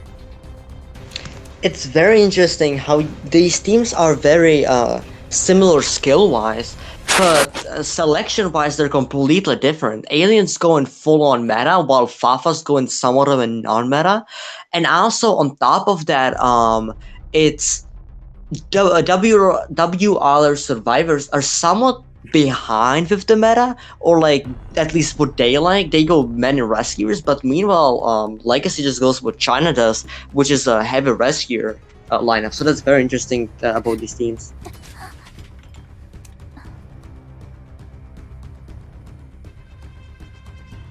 Yeah, I'm very interested to see if we also could see Fafa seeing that his bans in round 3 with Anne didn't fully work out, so this time he switched them off with Mechanic instead of a Prisoner, and also a forward instead of what was it? I think it was Prospector. Yeah, Prospector. Yeah, I think if Pop acknowledged, this team probably isn't going to play Prospector against me anyways. Even if they did, I have other hunters that I can easily utilize to counter that Prospector. So I think Pop, again, has acknowledged this team's not going for Prospector strategies anytime soon. So there's no reason to ban Prospector, and he's going to go with that forward ban instead as well as the Gravekeeper. So, I think the Survivor side could have actually gone with Prospector here, since they know it's probably going to be an and based off these bans. However, it could be that they don't have any players that can utilize that Prospector to its full potential, so they're going with that Patient instead. Yeah, definitely. I know Alex has been a very, very top Patient for a long time. Him and Thomas have been DMX have been duoing together, and both of them have been top Patient and Psychologist when they first got released. So definitely they have skill and they play the character a lot. So I'm not surprised to see them play it in the ICL finals. All right. So again, looking at what build do you think Prophet's going to go with here? Because we have to consider that as well. We were talking about the honestly build, which makes a lot more sense on Moonlit, but on this map, possibly could be going for Blink, especially because there's such good kiters on this team. You want that Blink to get it down within 60 seconds. Honestly, I would be, if I'm in Fafa's shoes, I would honestly be thinking maybe I would go in Trump card with possible Blink. There's no really use of an excitement here, so yeah, definitely Blink. It would make the most sense, especially because there are strong kiting characters again for this team comp. So, still waiting for us to get into the match here. Fafa prepared for this team comp, and again, for this map, we were talking about the map again. Fafa's very commonly banned Red Church. Fafa loves to ban Red Church as a map banning option, but again, taking it here as the map, selecting it, which is very interesting. I would have actually expected something like Arms Factory. It might be more valuable for something like Fafa because he likes to ban this map, but again, really trying to utilize this Ann a lot more. He's used Ripper a lot in the past of this ICL, but going for the Ann instead has been used quite effectively here throughout ICL and here in the finals. Well, Fafa goes towards Shag, finding 2 survivors there, but one of them is going to be the Mercenary, and if he wants to find the Patient, he will have to go towards Shag. Patient opting to stay at Shag instead of going towards Bottom Broken. Interesting, but I think it's because of a Priestess possibly going there. Finding the Priestess in Church, that's not the ideal spot though.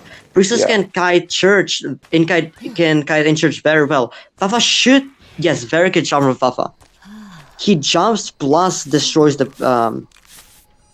locks in the abilities, portal, which means so the Priestess cannot use them. That's a very good play from Fafa.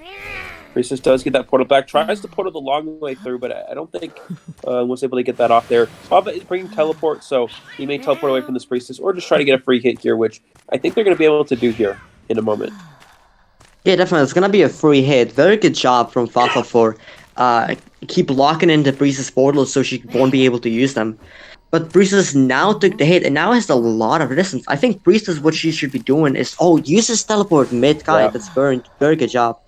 Using that to close the distance onto this Priestess. and no portals available for the Priestess. Fafa's cats are way off to the side here, so there's a good chance Priestess can dodge Very them, good which is job. exactly what happens here. And Gets gets the hit through hit the portal. before the Priestess can get the portal off. Beautiful job from Fafa to extend for that hit on the Priestess, able to get the down within a reasonable amount of time, and Fafa off to a pretty good start here in this fourth round. And no one has started except the Mercer, and the Merc has a wanted order, which would make it hard to rescue. Also, I think in my opinion, the priestess shouldn't have gone to Backgate. She could have, after she left church, she had a portal, so she could have portal towards Godpalette and then kite here. It would be enough to possibly force at least one extra cat. So I think that might have been the most ideal play. Looks like the survivors are probably gonna be selling the survivor, trying to aim for the tie. Yeah, and is a very good camping hunter. Going for a rescue is very risky. We do see the mercenary transitioning in here. We may actually see the mercenary go for one rescue here. It would definitely make sense. Priestess has a portal available to potentially kite into church with. Let's see how well Fafa is able to use this camp here. If you can double hit this note, mercenary's going to Looks like Mermaid is pressuring you. Like, yeah, not going to go for any sort of rescue. Interesting.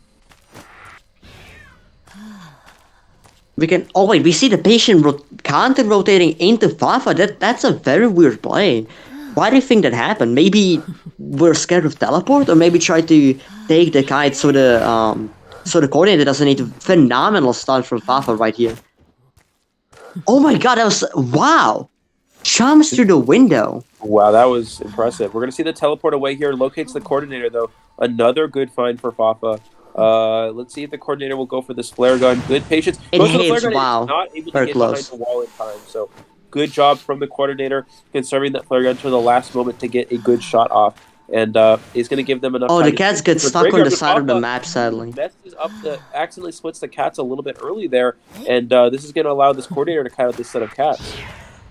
Yeah, and now coordinator can kite towards Backgate since there's no one there decoding. The last cipher is a wedding, which is already being worked on. Honestly, if Fafa doesn't kill some, maybe opting to leave the target. Fafa, look at the presence of Fafa.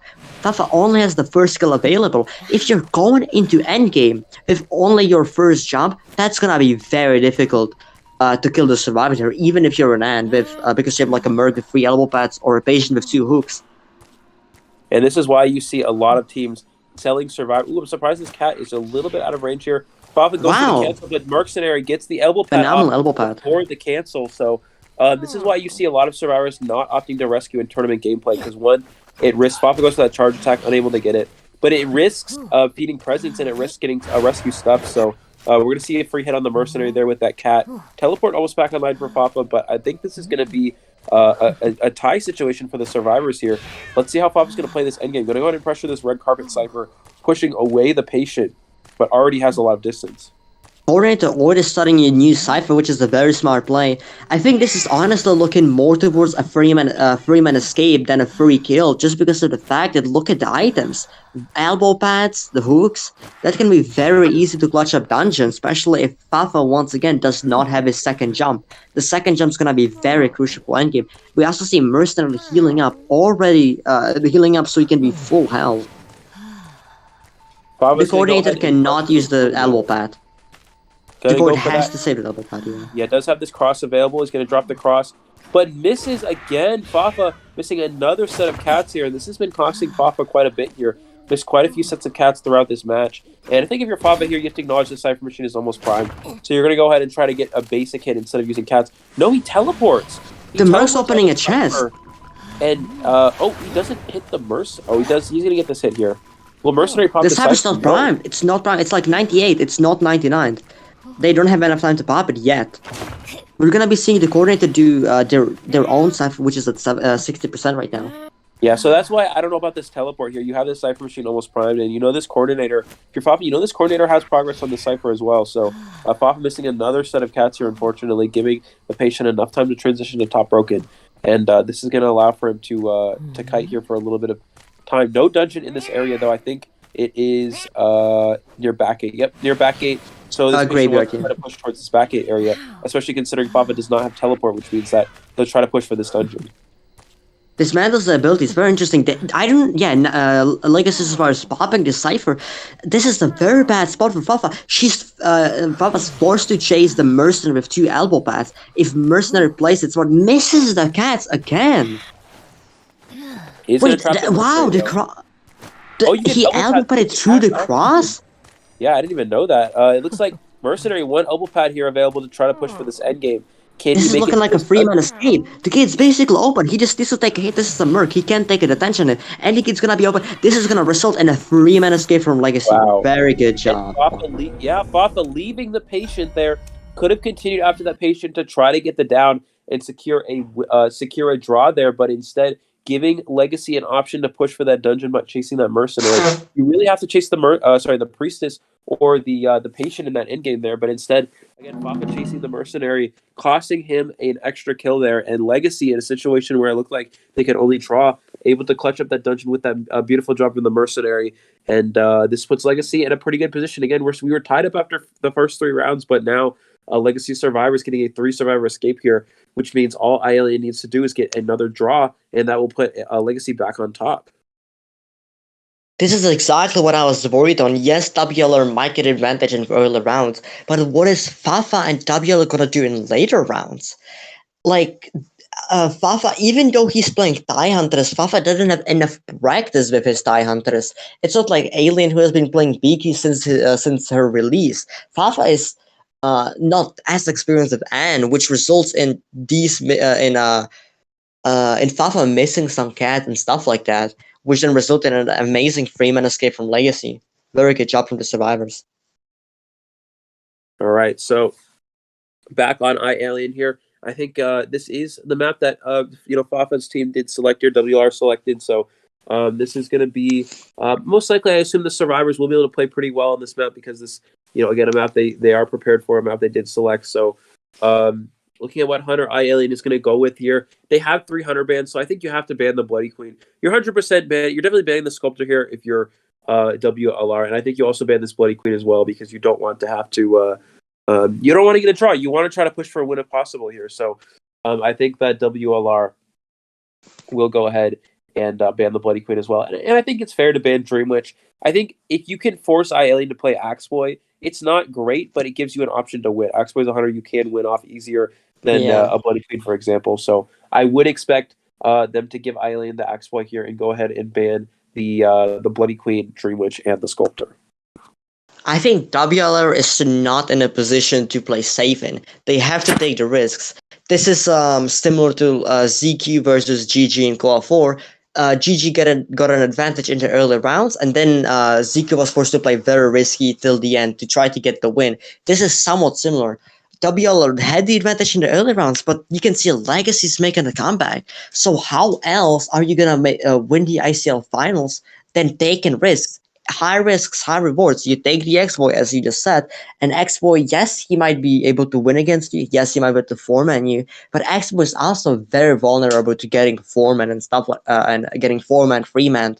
So as long as WLR survivors can tie this round, or if the survivors can get a free man escape to tie this round, that will be really good.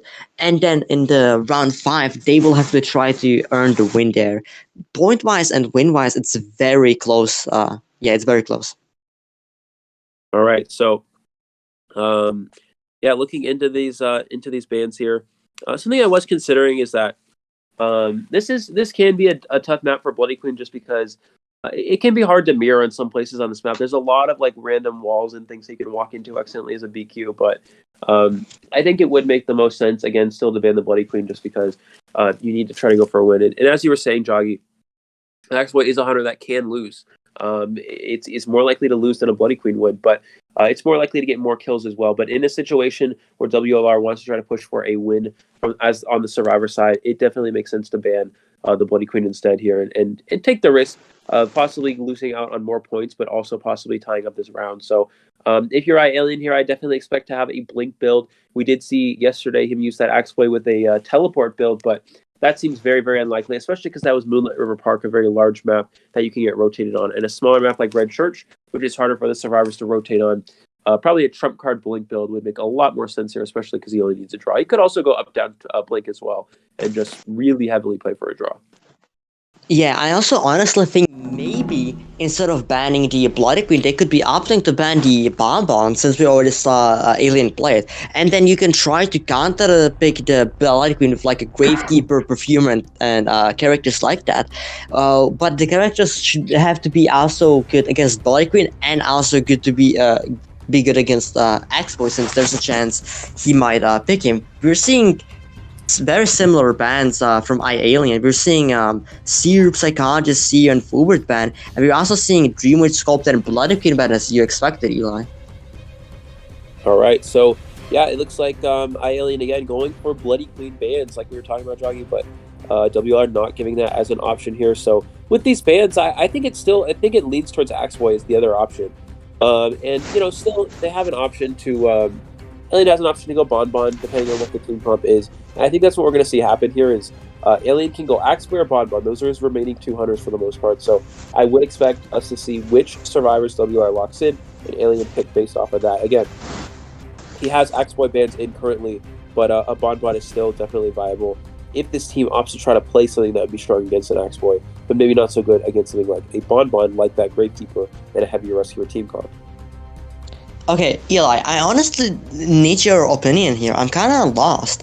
We agree together that his remaining hunters are gonna be either Bonbon or Axboy, but he didn't ban Mechanic. That's very strange. Both of these hunters are somewhat afraid of Mechanic Cypher Rush, mainly Bonbon. So letting it out is a very interesting play and makes me wonder what character will he play. But we're seeing WLR not even caring about the Mechanic and using Gravekeeper Mercenary instead. I think the reason why Alien's not banning Mechanic here is because Mechanic is a very good character for securing a draw, because Mechanic is a very weak kiter. It's easy to kill a Mechanic quickly. However, if her bot's in play, then the survivors can draw very easily. But a Mechanic is not as good, so much as good for getting a win, because if Mechanic gets found first and killed instantly, the survivors will probably end up not winning, but only securing a draw overall. So you want to have a better kiting lineup if you want to go for a win, and that's what Alien's mindset is you guys can take Mechanic. I'm actually fine with that. If you want to play Mechanic and play for a draw, that's good for me. That's good for me. That still wins the round for my team. So what do you think we're saying Explorer as Alien's fifth band. That makes you wonder, what will he play? I'm thinking maybe Bonbon, but because Bonbon could be someone afraid of an Explorer, or maybe even the Naiad, but not sure if he has enough experience with her. But yeah, this is gonna be very interesting on what he plays. WL are going with the Gravekeeper, even though there's a chance that they might be facing a Bonbon. That's somewhat risky in my opinion. What do you think, Neil? Yeah, it definitely is risky, especially because iAlien opted to ban forward this time around, which means that there's no option for WLR to really play a heavy rescuer team comp. The only rescuer they can go at this point would be something like Wildling, and then go with that Explorer, but they did ban Explorer and forward, so iAlien, acknowledging that WLR loves these heavy rescuer team comps and trying to eliminate that as an option. So if WR wanted to go heavy rescuer, they could really only go like something like Coordinator and Wildling here, or Coordinator First Officer, but neither of those strategies are too good, unfortunately. So I don't think that's going to be much of an option for WLR. They really wanted to try to go for that. We're going to see a female dancer on Red Church, which is not something you see every day, that's for sure. You mostly see Dancer on Unsfactory, and you see a Painter. This is actually not a bad team coming out. Not sure about the Dancer. Maybe they have a lot of practice, but Painter definitely makes sense, especially since Alien might be pulling out the Bonbon. Yeah, it definitely would make sense here. Absolutely. Bonbon can... actually, Bonbon and Axboy against a good Dancer can struggle. Dancer is very good with slowing down that hunter, speeding up themselves up with the music boxes. And Dancer's actually a very strong character, a very underrated character that I'm very glad we're actually seeing get utilized here. Also, this opens up some opportunities for item swapping if WR has that kind of in their set of strategies. Painter has used up those paintings. You can simply have the mercenary give elbow pads to the painter, or you can have the dancer pick up the elbow pads after her boxes have ran out. So going for a kite heavy team comp here. WLR really starting to adjust towards a more modern meta now, and we see the Painter and the Dancer. It depends on Alien spawn here. If you spawn next to something like Mercenary or Gravekeeper, it could be a tough kite, but again, if you're Alien here, I think you probably go with Axeboy, because Axeboy just seems like a better chase against a Dancer, although Bonbon would be more effective against something like a Gravekeeper, but then weaker against Painter. So there's just so many ups and downs to the situation. WR has put Alien in a bit of a tough situation. We may see him take a little while to think about which hunter he wants to play. Honestly, maybe an Anne wouldn't be that terrible when you think about it. Even though, actually, it's very hard to say, because Painter and, this is a very rough team comp for Alien, honestly. What do you think that he should play? Because whatever he plays, he will be in a somewhat of a disadvantage. If Dancer sets up boxes in the middle church, then anyone can kite there and just take the boxes, and it's gonna be very huge. I would say up and down Blink Axeboy would maybe be the best option right now, but what do you think, Elon? Yeah, I think up and down Blink's actually would be good as well. I actually think up, down, Blink, Anne would be the best option here for Alien, just because Anne is a strong character against a Painter. You know, if they're trying to do this painting, you can cancel those abilities, prevent them from using that painting. You can also, Anne's very strong against female Dancer as well. Dancer's good at looping those areas, but Anne can stun the Dancer and prevent them from moving, and then get a free hit on them that way. So I actually think an up, down, Blink, Anne would be the best hunter here for this situation. But I don't know how much experience Alien recently at least has with Anne. I know he's only used her once and was barely able to secure a draw, so I don't know if that's a hunter he will consider here. It would definitely make sense based off this team comp, but I don't know if it's something he's prepared to use, especially in the finals of a tournament like this.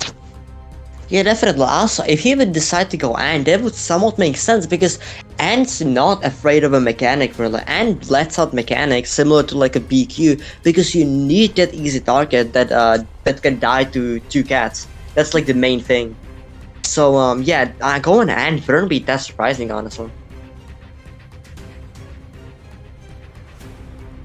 Yeah, still waiting on Alien's character selection. I'm still very excited to see what he opts to go for. And maybe he'll pull out a hunter we wouldn't expect, like the Breaking Wheel and the Naiad. I don't think we'd see Breaking Wheel on a map like Red Church.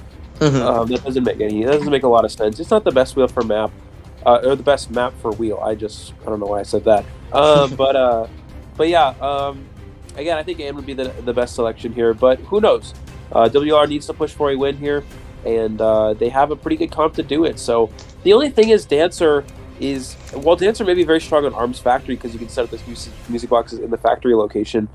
Dancer might not be as strong as something like Red Church, because there's not as many great places to set up boxes. You can set them up around the middle broken area, but and there's a lot of pouts you can set them inside of, but other than that, it's just there's no set area where Dancer really thrives on. It's just sort of spread out, and maybe it's effective, maybe it's not.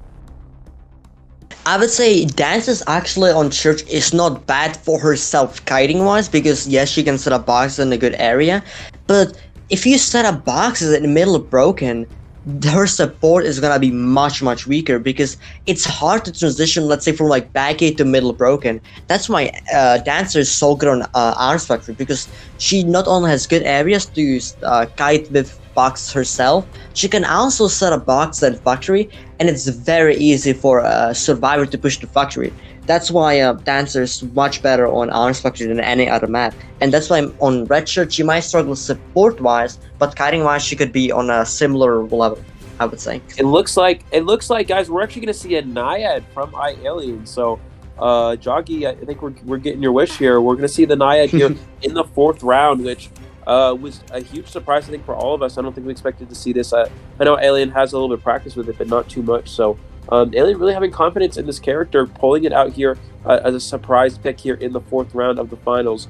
And I'm actually not sure how Naiad would play against this team comp. I feel like Naiad's actually should be strong in theory against female Dancer. You can loop that area where she has the boxes set up and force her to leave her box with that with that water ability. So you can actually force. It's a bit of a counter in a way. You force Dancer to leave those good kiting areas that they set up for themselves and for their teammates, and force them to transition to maybe something not as strong without music boxes.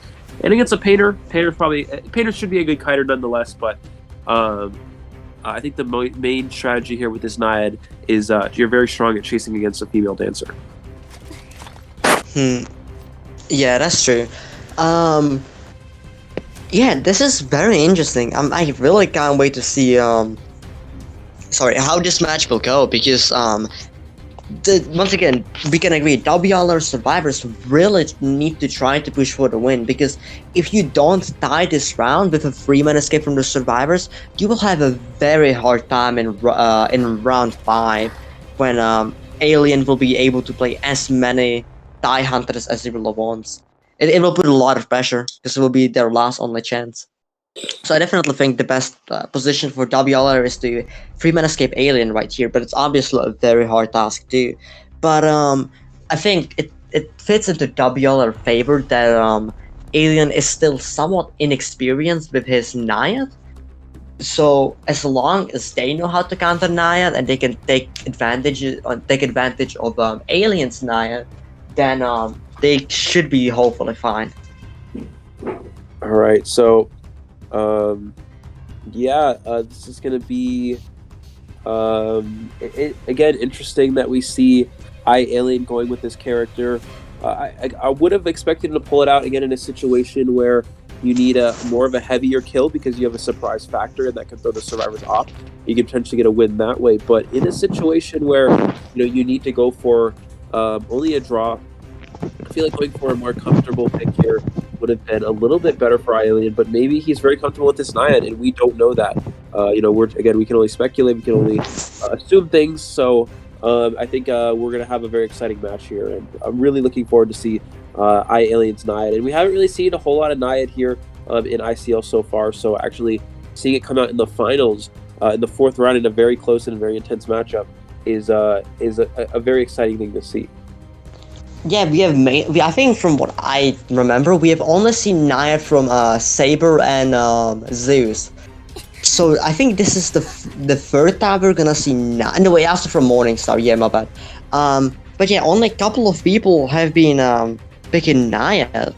So it's gonna be very interesting how Alien will perform with his first ever tournament Naiad from his first ever tournament Naiad match. Yeah, if I recall, I believe we actually did not see Naiad from Morning, so I think it was banned in the situation where he came in, if I'm not mistaken. So I think he used it on Lakeside one match against I think Arachna. Oh, it could be it's definitely possible, but still waiting for us to load into the match here. We should get in a second. Just waiting for these players, I believe, to get in their custom lobby, but I think they're trying to figure out the point situation and everything. So. We should be getting started here in a second, but let's talk about the build, I would say. What do you think the build for the Naiad should be? Because, for example, Saber really likes to use trump card detention with Blink, and also many Chinese hunters like Dongshun and Wolves Alex been using this build. But also, for a die, you might as well use, let's say, up build with Blink possible or not. What do you think the best build would be for IA? Yeah, I mean that could definitely work. I just don't think that I think Naiad is a hunter that really likes to have trait swap. She's one of those hunters that has very good map pressure because of how fast she is. She can trait swap into Peepers late game and drop Peepers on Cyphers to pressure. She can trait swap into Teleport to go to an exit gate, and she can trait swap into something like Abnormal and go between Cyphers and Abnormal a bunch of times, almost like a Dream Witch. So trait swap, a very valuable trait. Trump card. When I say trade swap, I mean trump card. Very valuable trait on a Naiad, but yeah, a Blink build would make a lot of sense. Just up down, going for fast power, breaking speed, confined space, improving your early game chase could be a huge factor for Alien. And again, Jogy, it would make sense to have detention. You really need to have that in a situation where you want to play for a draw. So up down Blink, I think would be a very viable option for Alien. But trump card would also work as well, especially because you only need a draw. I think he will have Blink. No matter what, that's going to be the most important thing for him here. In theory, he could have maybe excitement for the painter, but it's once again very, very unlikely, as he needs that stable chase. If he would have excitement, that would not really make sense, as there's only gonna be about very slight chance of actually finding the painter first and actually utilizing that excitement properly. So we should be expecting expecting Blink. Yeah, we should be expecting Blink, and Naiad's a character that started to pick up popularity in China as well. I think we saw, for those of you who watched the IVL, which is Identity 5 League of China, we saw Wolves Alex, the team actually, I believe Wolves ended up winning, right, if I'm not mistaken. Wolves ended up winning, with Wolves Alex, their hunter able to secure a 3-person elimination late round with Naiad, which is very, very rare to see a tie hunter like Knights getting a win. And it could be that the survivors were not prepared for it at the time, but Alex played a very beautiful game. Almost secured a 4-person elimination, just a little bit short though. But yeah, Nia is very formidable. I know when she first came out, a lot of hunters here in NAEU did struggle a bit to actually secure wins with her, just because she is a tie hunter, and a lot of hunters were complaining they can't get more than a win, more than a draw rather, as a Naiad. But she started to become a little bit more dominant in the meta, especially in China, now here in NAEU, and you're about to see why here in this 4th round of this finals. I would like to add, the 9 was actually very weak when she first got released, but then she kept getting, I think she got like 2 or 3 very important buffs that actually managed to make her all the way up to like 8 tier in my opinion, which is now, and actually her being tournament viable. Alright, so still just waiting for our match to start here. I'm not sure what the delay is now, but hopefully we'll get started momentarily. Yeah. Match will start in 15 seconds. Okay, yeah, not much more to say about this. Again, comes down to who iAlien finds first. And Naiad's a character that doesn't get rotated quite as hard just because she is very fast. She can throw that trident again, move around the map very quickly. And she can find those ideal chase targets early on in comparison to something like a slower hunter like Bonbon. So, let's see who she's able to find first. Really going to want to see that female dancer.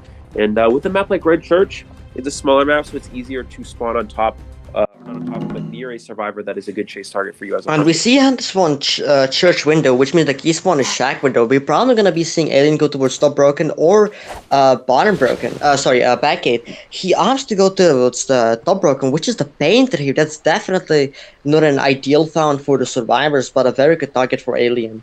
The dancer's also at shack. She cannot support really.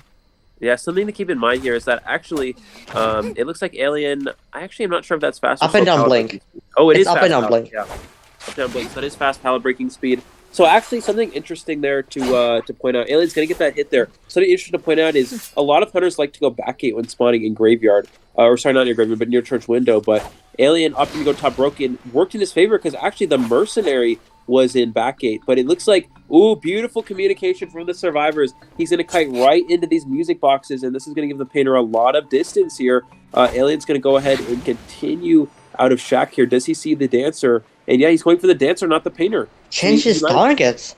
Yeah, changes targets here, and this is pretty good for WLR. Painter does have a painting available as well. Dancer needs to leave this area, and she is going to get out here. Also, I would like to point out, have you noticed that Alien actually really likes to use the trait Big Claw, which makes you struggle way slower, and it makes you struggle less on balloons, basically. So he uses that really to like try to chair people on chairs that he really likes to. It looks like Dancer might have gotten stuck there. You really see the power of female dancers' music boxes there. He's going to use the speed boost to catch up to the dancer. Blink is available, so let's see if she can at least get the blink out. There it is. Terror shocks, though. Terror shock. Naiad's full presence is very strong. Not quite as significant as something like Sculptor or Bonbon, but still very good to get that extra presence here nonetheless for iAlien. And it's going to be able to put them on the rocket share, but not a bad start by any means for the survivors. Mercenary Cypher Machine almost done here, too. Yeah, definitely. This is the thing is though. This is not really looking like a win position, just because of the fact that the painter is injured and the kite was long, but because of the blink, it wasn't that long. So I personally think right now this looks somewhat like a tie, and it will all depend up to the rescues, because Dancer cannot really rebound from the position that she's in. Gets the free rescue. This is so important for WLR. Phenomenal rescue using only one elbow pad. That's so important. We're going to see him Alien's not even going to hit the mercenary, just going to go ahead and single out that female dancer again, trying to play for a draw here. The dancer is going to go ahead and go down. 3 Cypher machines still remaining. Mercenary about to pop here. What's the rest of the Cypher progress at, though, is the important thing. Mercenary needs to pop the Cypher machine. About 20 and 0%. Honestly, so I think WLR can still come back in this. One more Tide Turner available. I think the Mercenary should go take the Gravekeeper Cypher, and Gravekeeper will come in for a Tide Turner rescue. But it looks like it's going to be a Mercenary yet again here. I also think, yeah, I agree with you. So Merchant should have went to Gravekeeper Cipher, or at least Merc should open a chest because they could item swap. See, Females has no items, and if Dancer would suddenly get two elbow pads, that would be very tricky for Aelin. He would not expect it, which could possibly lead into the Dancer rebounding into a win. Another phenomenal rescue from the Merc, but he Oh, didn't but get it's the a body farm. settling top. Does get a farm. Yeah, Mercenary not able to get the body block off here, which means Alien is in that situation to secure the draw here. All he needs is one more kill. Will have detention and probably But blink look for at the end game. items. The items are so strong for endgame clutching of dungeons, especially since the dancer died. They 100% know where the dungeon is located. You want to chase a painter with two paintings? That's gonna be still very difficult. Oh, phenomenal painting! Wow, making the bobber time and the cyber spawn takes the he hit goes though. down to the water. There was a late pop. Ooh, I don't know. Yeah, that's a risky pop, but he's gonna make it to church. He's gonna make it to church jogging. He's gonna be able to get this painting back. That is huge. Painter But needs he to get out of the water area. He cannot go down he to the cannot. pit. It's very hard to do. He's dying in a corner. It looks like base He attack. gets the painting. No, he doesn't get it off in time. just in time does not. He does not get the painting off in time, which means he's gonna go down. He could have potentially kited towards that dungeon with that painting, but just Looking like a draw. Wow. Incredible. Wow, this is by really draw, see that being a TIE hunter. Wow. Yeah, this is Legacy's an advantage. Ahead here. And there we go. Two survivors out of the exit gates here for WLR. That's going to be that draw that ILM desperately needed here to put Legacy back on top after this fourth round. We're going to be pushing to a fifth round here with a score of 15-3. Legacy up 2 rounds to 1 now. So WLR has to win this last round if they want to keep things in this. If they win this last round by 2 points, then they will be tied up, and we win the next round. What I was thinking, but yeah, WR needs to win this last round 5-3 if they want a chance here. If they're able to win by even more points than that, they would actually just win overall because they'd have more points in the rounds to be tied. But Legacy currently on top 2-1 here, and on top in points 15-13. Okay, yeah, we gotta talk about how will this match probably go and what is the chances of what team getting what. So I feel like the best option is, since Fafa has so many TIE hunters, Fafa has to get stronger and has to get together with his and he has to pull the TIE. He cannot lose towards Legacy survivors. He has to tie, and then WLR survivors have to get a free-man escape, which is gonna be difficult, but yeah, they have to, in my opinion. They will have to try to go for like support like they did first round, and they will need to try to win against Alien just to force out at 6th round. I think WLR winning right now in the 5th round is very unlikely unless like Fafa pulls out a miracle with a 4-man kill, or the survivors get a 4-man escape. I think realistically the biggest chance for WLR to win is force out 6th round. What do you think, Eli? Yeah, I think it's definitely possible. We've seen it done before, though. Fafa, one of the best hunters, currently the number 2 hunter on the North American European server, so I would not be surprised if Fafa would be able to get a 4-person elimination with a draw hunter. It's something that's not out of range for him by any means, but it's going to be very challenging. It comes down to the map as well. A smaller map could be more favorable for a heavier kill line as a hunter, but because of less rotation and easier map pressure. If they go for a larger map, it could be different, though. I'm actually not sure who gets to pick map here. I think we're going to have to do another coin flip to determine that. Yeah, definitely. The map is going to be very important. Also, what map do you think should be picked in round 5 for both Legacy and WLR? Well, we've gone through quite a bit here, so if you're looking at the side of Legacy, it's going to heavily go into what Hunter Legacy wants to play on that map. So I think we're probably going to see most likely Legacy to go with something like a smaller map that is easier to get a draw on, like Arms Factory. Because, again, Legacy only needs to get a draw for this last round. If they can have a Hunter draw and Survivor's draw, they'll be in a position where they just win the final straight up. WLR is down currently. They need to get a 5-3 or better win here in this last round. So WLR may go for more of a specialty map like Leo's Memory, a larger map which can allow for more rotation, easier for the survivors to win. It could be harder on WLR's Hunter, but it could also be something that Legacy is unprepared to play on. Yeah, definitely. We saw for regionals, we saw before you pick in Leo, especially against Legacy, since they expected Legacy to not be fully prepared. Now WLR could do the same thing, but the question is, did did Legacy actually prepare for Leos as much as they need to? That's the main thing right now. That's the main question. It also depends, and that's assuming that WLR opts to go with a special map like that. We actually don't know what the map's going to be, but it looks like.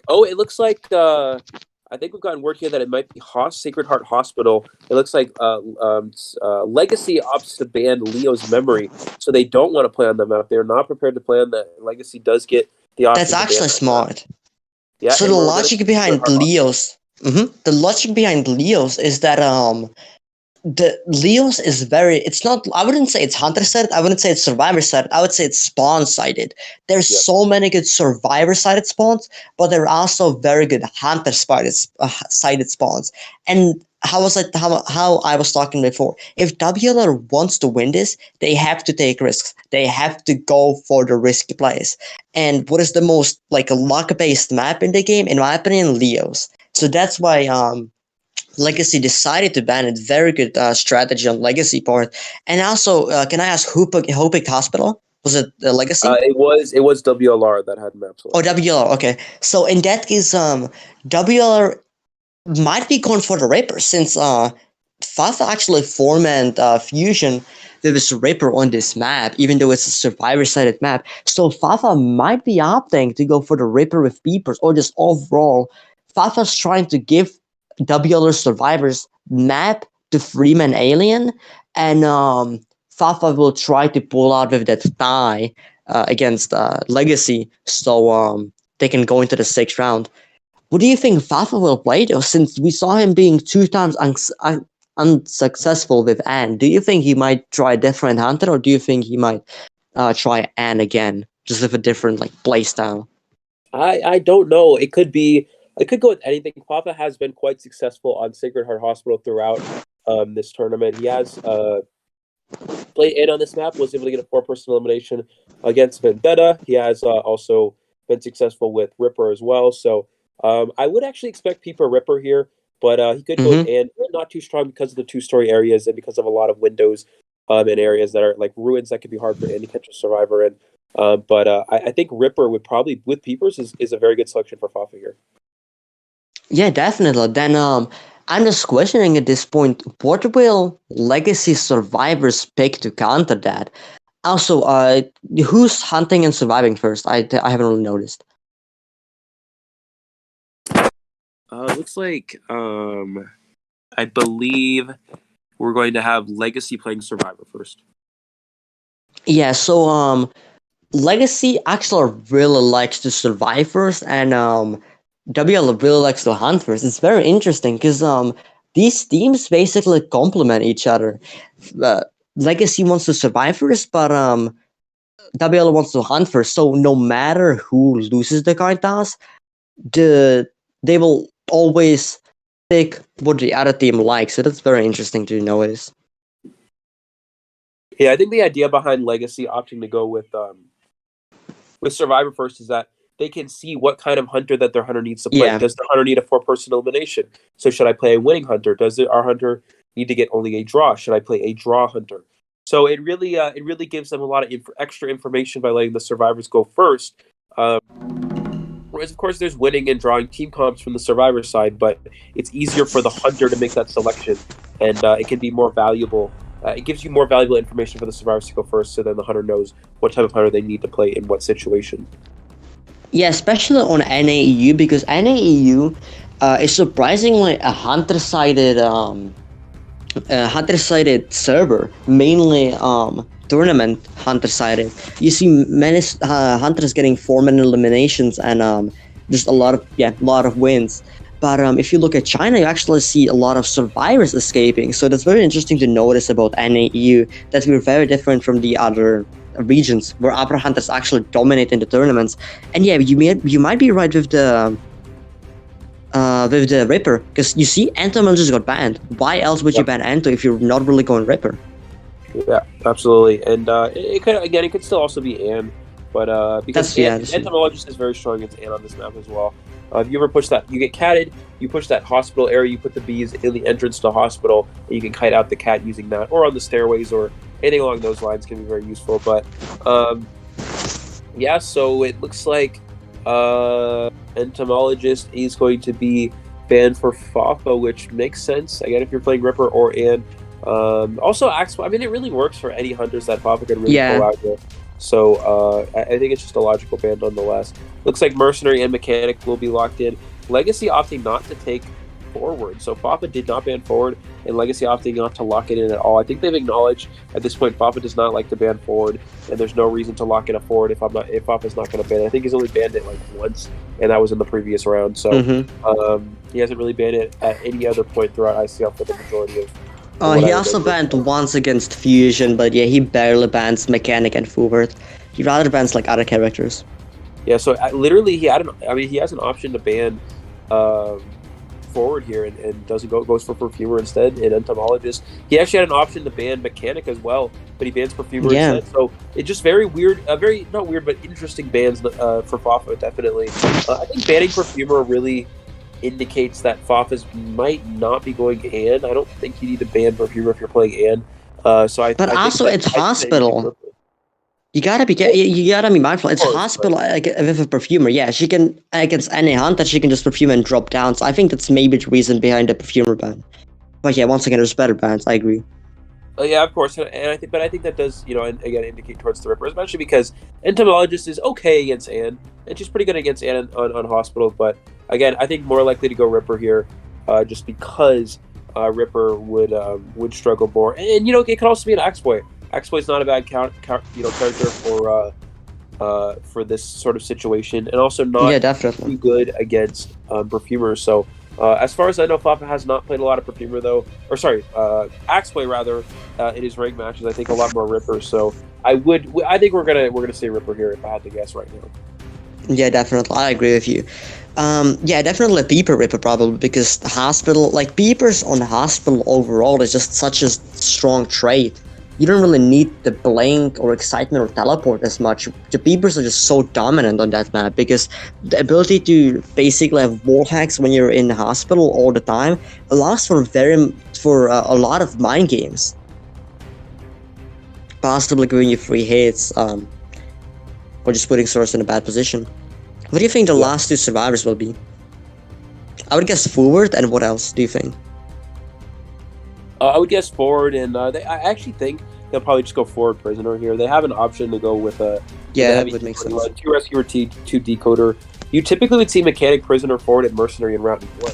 So the fact that they actually have an option to go with it here in round 5, which you almost never see happen, is very, very advantageous for Legacy. So I think they'll pretty much just take advantage of that and go for a situation where they just need to get a draw and let their hunter get a draw, and they'll win overall. Yeah. I'm really interested to see a Ripper in the finals, because Ripper has been considered to be one of the worst characters in the game for a very long time. At the start of the release, he was an S tier character, then he dropped down to A tier, B tier, and he kept dropping down until being C tier. So it's gonna be very interesting to see how a Ripper will handle against one of the best teams on NAU. Alright, so still waiting on these last character selections here. If it is going to be a Ripper like we were considering Jogy, I would expect us. I know a lot of Rippers like to use that up-down teleport build. I find that very unlikely to be the case, especially on a map like Sacred Heart Hospital. Yeah, you see a lot of hunters bringing peepers. And yep, forward prisoner, just as we called it here. They have that double decoder, double rescuer. Very, very heavy draw comp, very favorable for Legacy here. Again, they really just want to play for a draw. So. Again, going with that Ripper would make a lot of sense. And here it is. Here's the Ripper from Fafa. I think we're going to see most likely Peeper and Trump card. Peeper very good for mind gaming survivors in Hospital and putting themselves in a favorable position. Putting the hunt in a favorable position. Normally, Hospital is such a great kiting area, but the Peepers can be very difficult for the survivors to deal with while kiting there against the hunter that does opt to bring them, which I think Fafa will go for in this case. Yeah, I'm very excited to see how will this go, because Fafa has to get a tie. At absolute best, Fafa, if Fafa gets a 3-man kill, that would be That would be very good because then WLR survivors would only have to get a tie against Alien, which is still very difficult because Alien is a very good hunter. But on Hospital, it might not be as difficult as we're thinking. So if Fafa gets a 4-man or 3-man kill, which would be a miracle for WLR, that could even mean WLR winning the ICL finals, honestly. Yeah, that can mean them winning just in this round. So it really puts a lot of pressure on the survivors. It looks like it's going to be a situation where, Fafa really wants to push for as many kills as possible. Again, Ripper, not a very good hunter overall, but Fafa's Ripper's, I would say, probably the best I've seen on our entire server. I have not seen a better Ripper player for a long time. So this is probably going to be the best Ripper player in the entire NAEU against a very strong survivor team. So and it's a tying team, a team with a tie team comp. Really playing for the draw. Ripper is known for draws, so it would make sense that a draw comes out of this, but you never know. Fafa has the potential to go for more. Honestly, I think this match will determine the winner of the ICL Finals Season 2. If Fafa gets a tie, then it's gonna be very difficult, but still possible for the survivors to get a 3-man escape against Alien. If Fafa gets a 3-man escape, a 3-kill plus, then that's when their survivors can actually shine and actually will have a chance of winning. So I think this match is gonna be probably the most important match in the entire ICL Season 2 for WLR. All right, so just waiting to get into the match here. Sacred Heart Hospital is an interesting map. There are some spawns that are very good for hunters. We talk about spawn points a lot, where Moonlit River Park, can be very good for hunters in some situations, whereas Lakeside can be better for survivors, where as Sacred is weird. There are some very good ones for hunters and also some very good ones for survivors. And the majority of it really comes down to, can the survivor transition into hospital before the hunter catches up to them? That is simply how it goes. The Sacred Heart Hospital being the best kiting area on the map, being in the middle of the map, easy for the survivors to reach. If a survivor spawns in a radius close to the hunter, and it's a survivor that's not very good at kiting, for example, mechanic or prisoner, can they make it to that hospital in time? For example, let's say the hunter spawns at Ruins and the mechanic spawns at Shack. That would be very suboptimal, right, for the survivor side. But let's say the hunter spawns, also at Ruins, and the mechanic spawns in the entrance to hospital near the statue door. That's another spawn. That can be very good for the survivors, because then your kiters, who are typically weaker at kiting, are already in a good kiting area. Yeah, definitely. I'm very excited. This can go both ways. Do you think... No, actually, no. I was about to say if there would be a chance of an excitement because of the forward, but yeah, I highly doubt. People are just so dominant on this map. The thing is, there's basically 2 people spawning Shack every single time, and it's nearly guaranteed for it to be a stagger spawn. It's very interesting. You will see a survivor spawning at Shack and then many survivors spawning at Forest, and Fafa will lead to go to Forest, which is a prisoner. To Shack, yeah. As a coach, I would go to Forest. I always coach the hunter to push straight towards the Forest area, and rather than the Shack area here, because the only survivor you're going to find is one survivor. You only find one survivor in this area, and they're already close to hospital. Quick find on the prisoner, though, so he's going to use that shock to transition away. Very good shock. And let's see what Fafa's going to opt to do here. Will he walk through this pallet? Does walk through it. Prisoner opted not to throw it down. Can he try to foggy wait at this window? Nope, he's going to be patient and go ahead and vault this. Really just trying to get a free hit on this prisoner. The prisoner doing a good job so far. The prisoner scouting on the ciphers, though, misses dodges the foggy. And this is, again, the downside of pushing this area as Fafa going towards Shack, because now you find a survivor in hospital. It is a prisoner, which is a very good chase target for him. But now, again, you're in a situation where you're going to get kited because of how strong hospital is for survivors. Yeah, definitely, especially... prisoner leaves, though. Probably doesn't want to kite on food with Cypher. I think that's my guess. Right now, Fafa gets the hit, but not a foggy. Gets the bounce on also, but Ripper has the fast other recovery. But going back into hospital, this is gonna be great for legacy survivors. That's gonna be a very long kite. We're going to see Green, trying to stay out of hospital. I think he's trying to give time for the forward to decode that birdcage cipher machine. I personally would have liked to see the prisoner stay in hospital, but it looks like he's going to head right back in the hospital yet again. So another really good area for him to kite in here. And prisoner's going to leave hospital. Again, keep looping this area. Fafa opts to drop a peeper, and now the prisoner acknowledges, I don't have enough time to make it back into hospital, so I'm going to go ahead and push Ruins. Prisoner's going to die here. Gets a foggy, that's very good. But he can share on Mechanic Cypher. And in basement, this could lead into the tie that at least Fafa needs. This can disrupt the Cyphers very well. This would honestly look into the more of a win situation. But because of the basement, this is gonna be very hard. We're gonna see him dropping They another might opt to there. sell.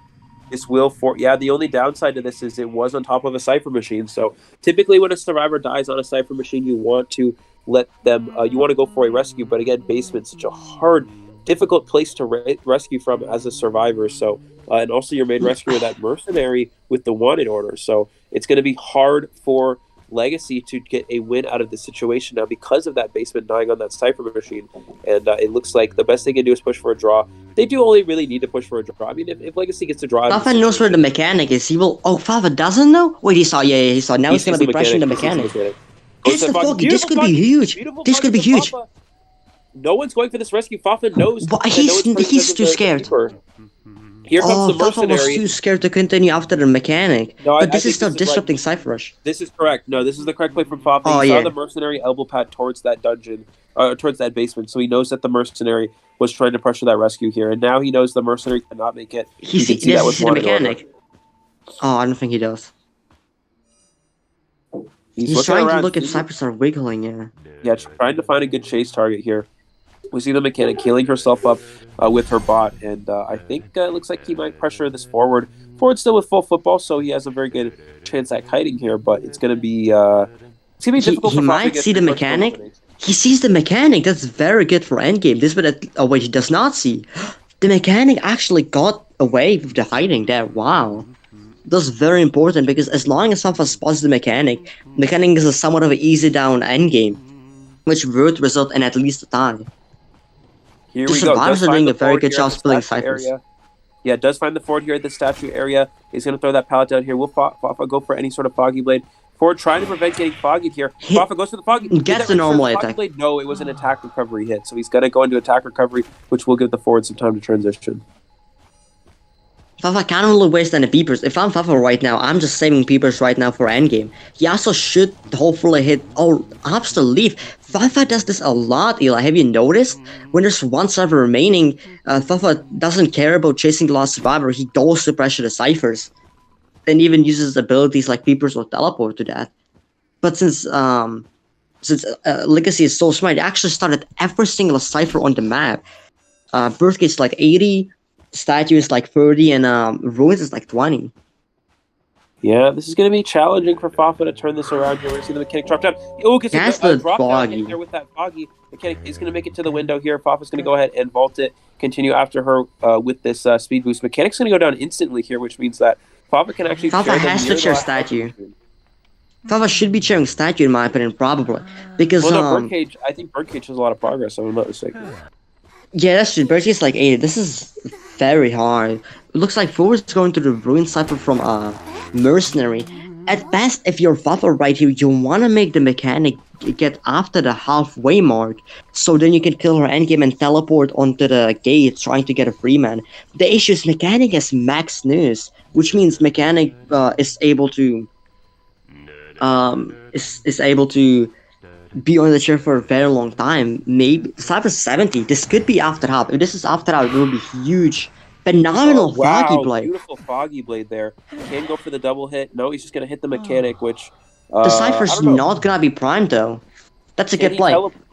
Can you teleport to forward here if you're Fafa? I don't think he has enough peepers available.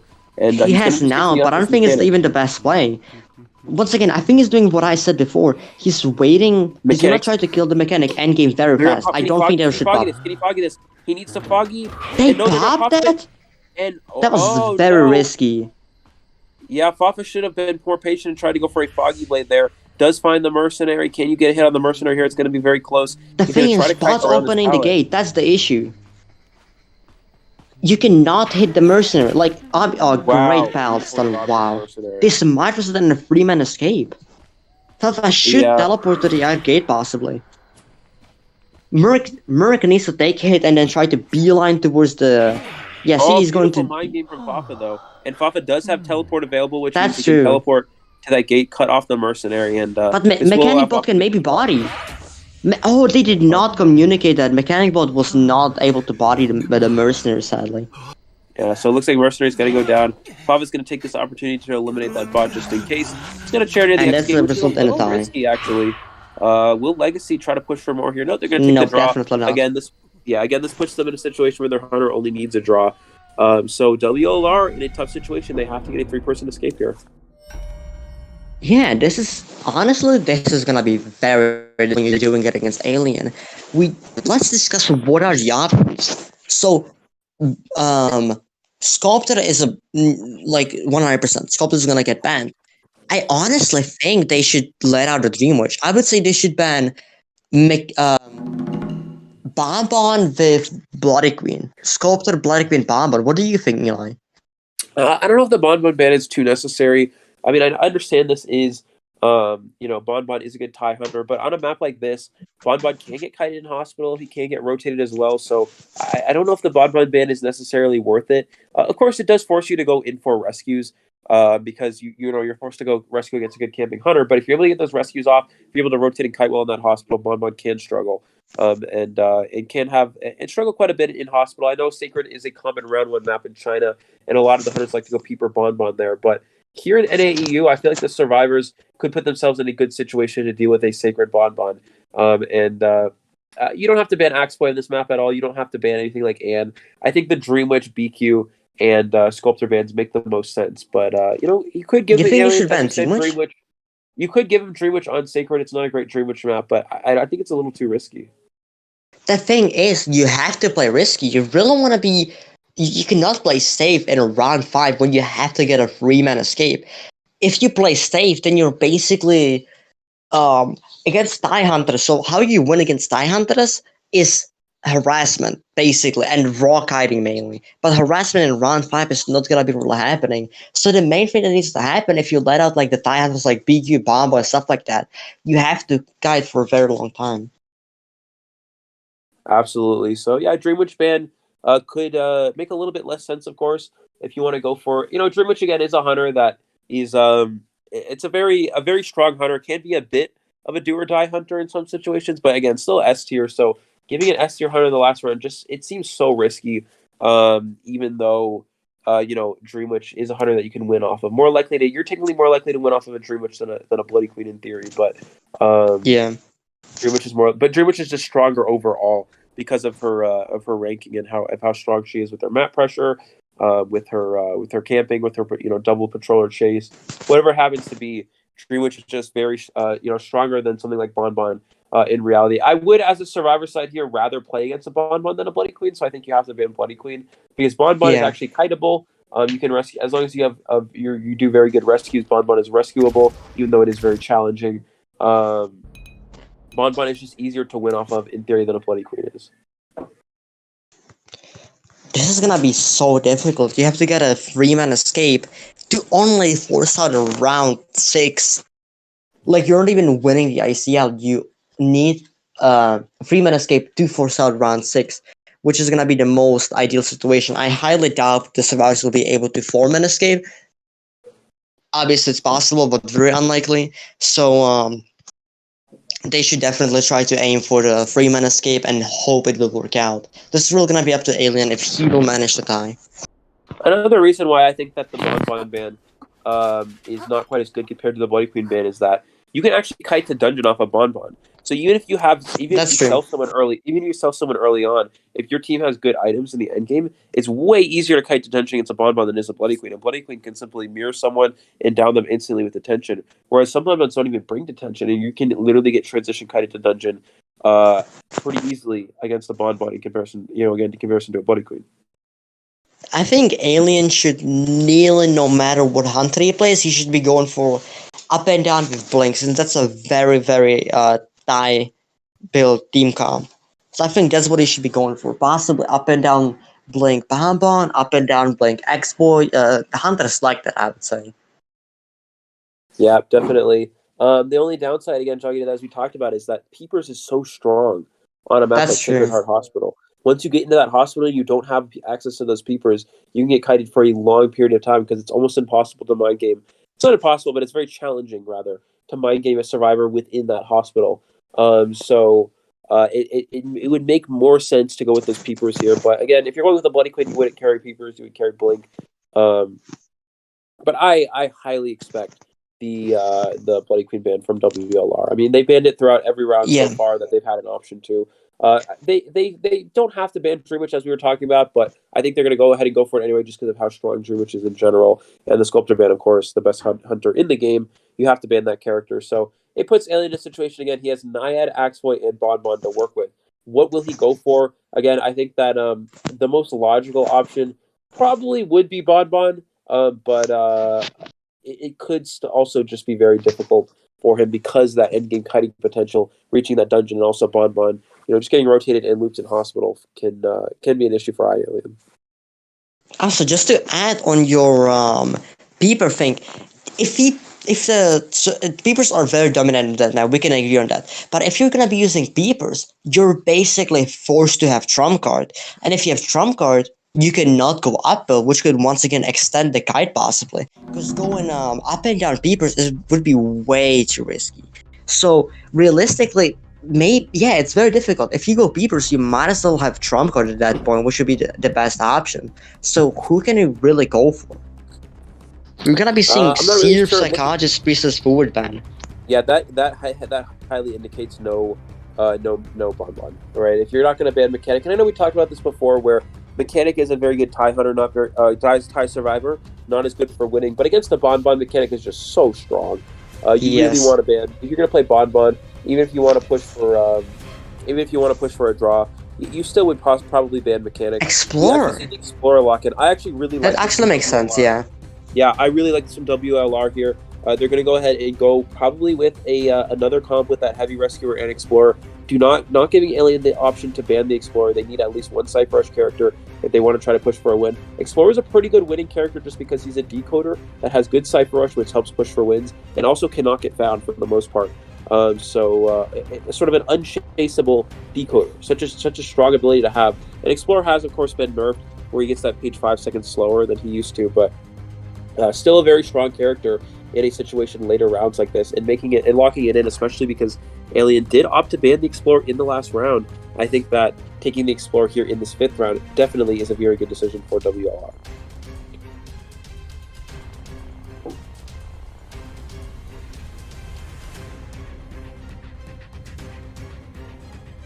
It looks like waiting on the last ban from iAlien here.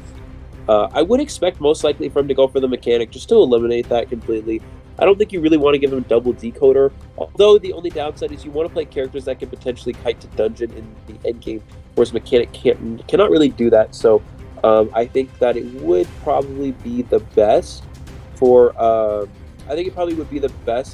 them to not take the Mechanic. I don't think Alien will actually waste a ban on it because he needs a draw. So he may opt to just ban a rescue character as well, so he doesn't play into the Heavy Rescue or Explorer comp that WR loves to go with here. So I think actually Gravekeeper ban would make a lot of sense here for Alien.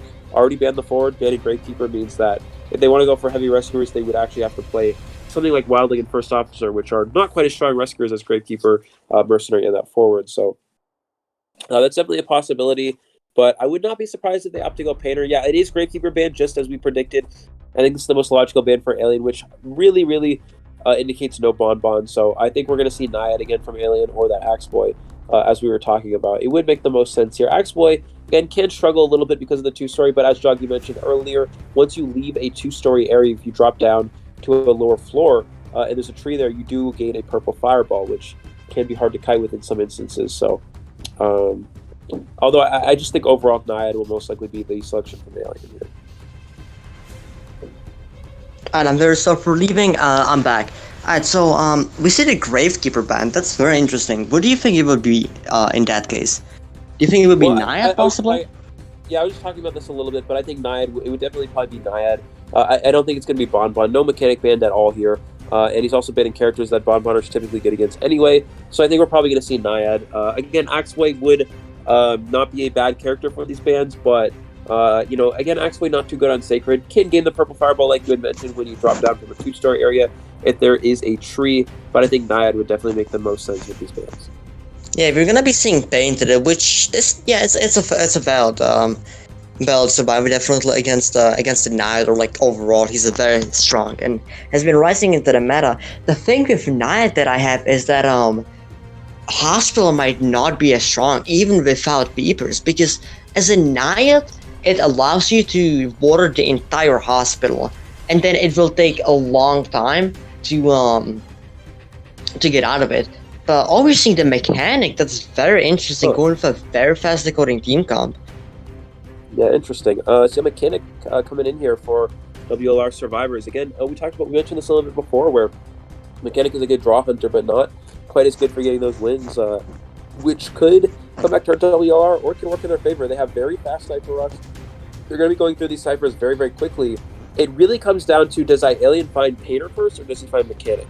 Which he probably won't be able to find Explorer. So if you're able to find Painter or Mechanic first, it really comes down to that. If you find Painter first and Painter's able to push into that hospital, or even outside of hospital to allow the Mechanic to take hospital, it could be very, very favorable. If the Mechanic spawns in hospital, then the survivors are in a very good position because of how well that inside hospital kind of area really is. I'm also thinking there's chance that Alien could maybe go Spider, but yeah, it's just very unlikely. It's just hypothetically, but very unlikely. Yeah, the Knight's gonna be the most likely target. How do you think this match will go? Do you think it will depend up to the spawns, up to the rescues, up to the kiting? What do you really feel about like if he picks Knight against the Steam? Well, of course, a big part of all of that comes into it becomes a factor, but the biggest factor again is also going to be spawns. When you play Mechanic on Sacred Heart Hospital, it's a risky character to play on this map, because sometimes you get really bad areas. Like sometimes your Mechanic will spawn Shack, and that's very difficult because you're sort of trapped into a corner there, which is really bad. Sometimes your Mechanic will spawn in Forest, and that's also really bad because it's not a great cutting area. But sometimes the Hunter will spawn outside of Hospital, and the Mechanic spawns near Hospital, and that's very good for the survivors because the Mechanic can have her main body take the inside of Hospital cipher, and then the bot can go decode somewhere else. And that puts a situation where the Hunter doesn't really ever want to go into Hospital because of how bad it is to chase the survivor in Hospital. But you kind of have to do that if you want to get rid of that main decoder. So it really can be strong. Having that one chaseable decoder being the Mechanic here again, Explorer, most likely will be able to hide things out. Can be very difficult for a Hunter if the Mechanic again takes Hospital. Now, what do you think about the builds? Specifically speaking, we can assume Alien will be picking probably up and down Blink, but what do you think about the survivors? Because I think personally, Explorer and Mercenary could have died, but the other characters could have broken windows. What do you think about that? Yeah, I 100% agree. I think the other two characters have to have broken. Probably will bring Max News to buy as much time as possible for the Cypher Rush. So I think we're going to have Max News on and Broken Windows on Painter and Mechanic. I think Explorer will bring Tide Turner because most likely he won't be getting found anyway. And the Mercenary will bring Tide Turner. Looks like Alien has locked in the and, so not going to be the Nine. Wow. Probably going to see an up-down Blink and build here. And not too strong on this map, Jogy, so I don't know how this is going to play out for Alien. And again, also, heavy Cypher Rush on the Survivor side could be difficult for a weak Cypher Pressure Hunter like Ian. This could be risky for Alien, but it could also pay off. Again, he only needs to get a tie. That's really what he's going to be pushing for with this Ian here.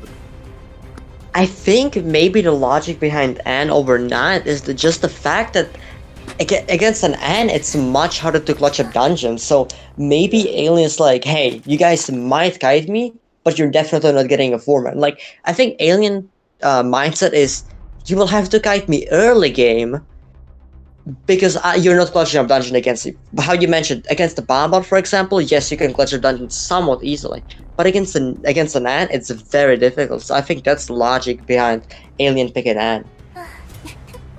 All right, so yeah, it definitely would make sense. Naiad is a Hunter. The problem with Naiad chasing in the end game is, sure, you bring detention with Naiad the majority of the time, but once you loop an area and you pop one of the survivors with the bubble, or with the water effect, what happens is that they get a speed boost, and it doesn't even matter if they take that damage because the Hunter has detention anyway, so they'll be one shot regardless of the situation. So it makes sense for Alien to go for a Hunter that is probably even better at securing draws than Naiad.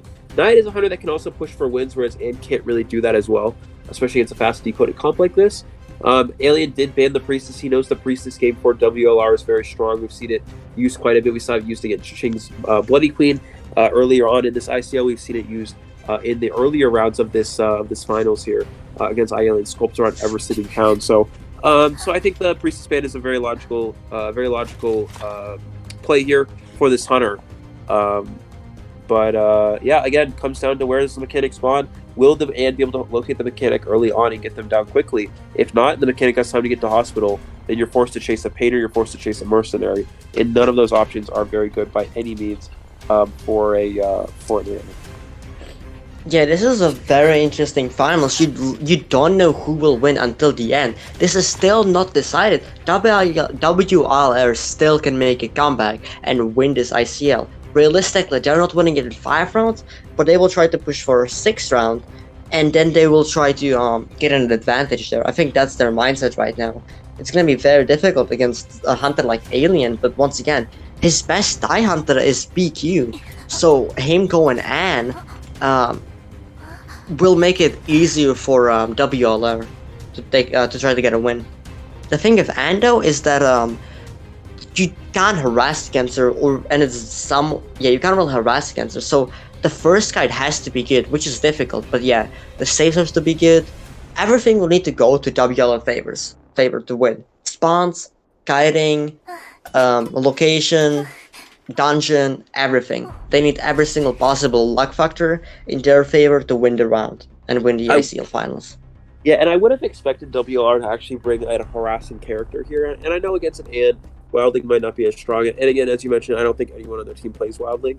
But Alien did ban the forward, which makes a lot of sense for it's a character that can always shift wins into a survivor side favor. So banning the forward makes sense. But I would have expected something like Entomologist possibly to go for a harassing strategy, maybe even Coordinator to allow a survivor to have a good rebound kite with that flare gun. So very big surprise to see no Ento, no Coordinator, no any sort of harassing or support character.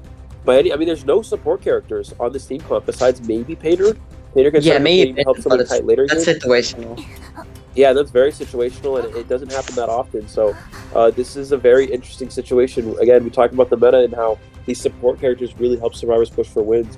And WLR not taking really any support characters here is a huge risk. But if they can have a good early game kite or rotation, again, kiting 8 is not easy. But if a survivor is able to push their way into Sacred Heart Hospital, that can be very powerful. Yeah, we're gonna be starting the match soon in like a minute or something. I'm very excited. This is gonna be very luck based. This whole game is luck based, but this match is gonna be the most important.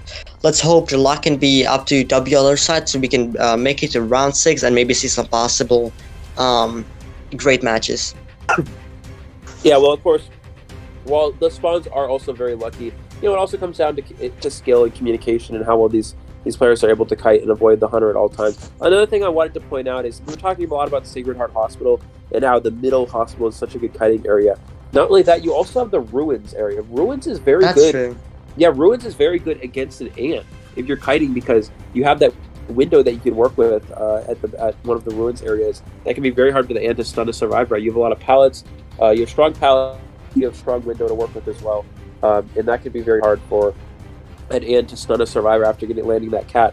You also have the shack area. You have that shack pallet. If the Ant cats you while they're outside of shack and blocks the window, you can simply throw down that pallet and transition away from the Ant without getting stunned. So there's just some strong areas. Shack, Ruins, and Hospital, all very strong at kiting Ant. That's why you typically don't see Ant used a lot on a map like this. But again, it is a tie hunter, so it definitely makes sense to play a tie hunter here. It's just risky tie hunter. And struggles against fast decoding though. Anne's specialty is heavy rescue lineup. She's very good against that, but against many rescuers it can be a little tricky. We see actually a very bad spawn from Alien. This could go into WLR favor. Yeah, it comes Alien spawning at shit corner. Who's gonna spawn at shack though? Alien's gonna go. The mechanic running into the hunter. No, I think Aliens getting away here. Yeah, they're gonna push hospital, but they are gonna get away. Getting mind gamed, I think. And no, running into ran right into the hunter, just like you said. She needs Jogy. to try to mind game this pallet. Very good job mind gaming on the pallet. Mechanic has to take a hit. Gets both of these pallets down. Will she take the risk vaulting this? Nope. Good job for the mechanic not taking that. She should have probably pushed hospital instantly. Now she's pushing it a little bit late here, and Alien's gonna instantly get that cat here. So a good spawn for the survivors, but it could be that the survivor side not knowing the spawn as well as they could have there. He's going to be able to get that down. No stun. Can he get the jump off before the cat runs out? No, he's not going to be able to, but there's no one here to help support the mechanic, and she's going to go down here to this hit.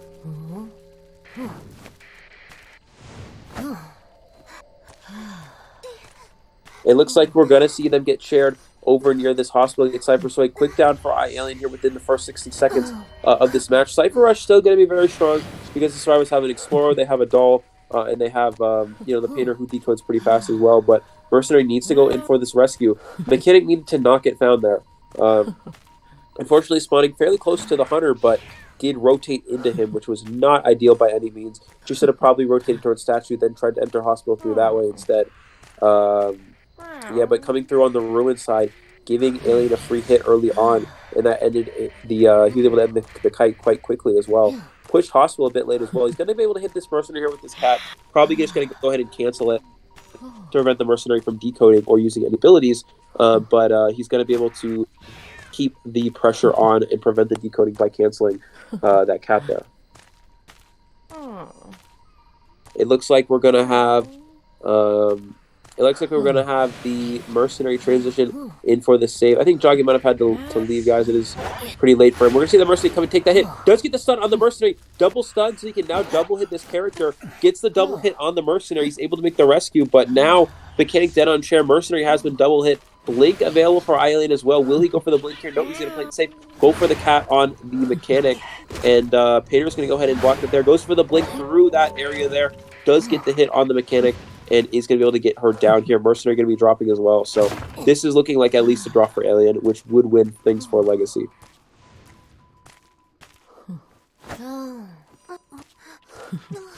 So here we go. Again, no supporting characters here. We really see supporting characters get utilized quite a bit we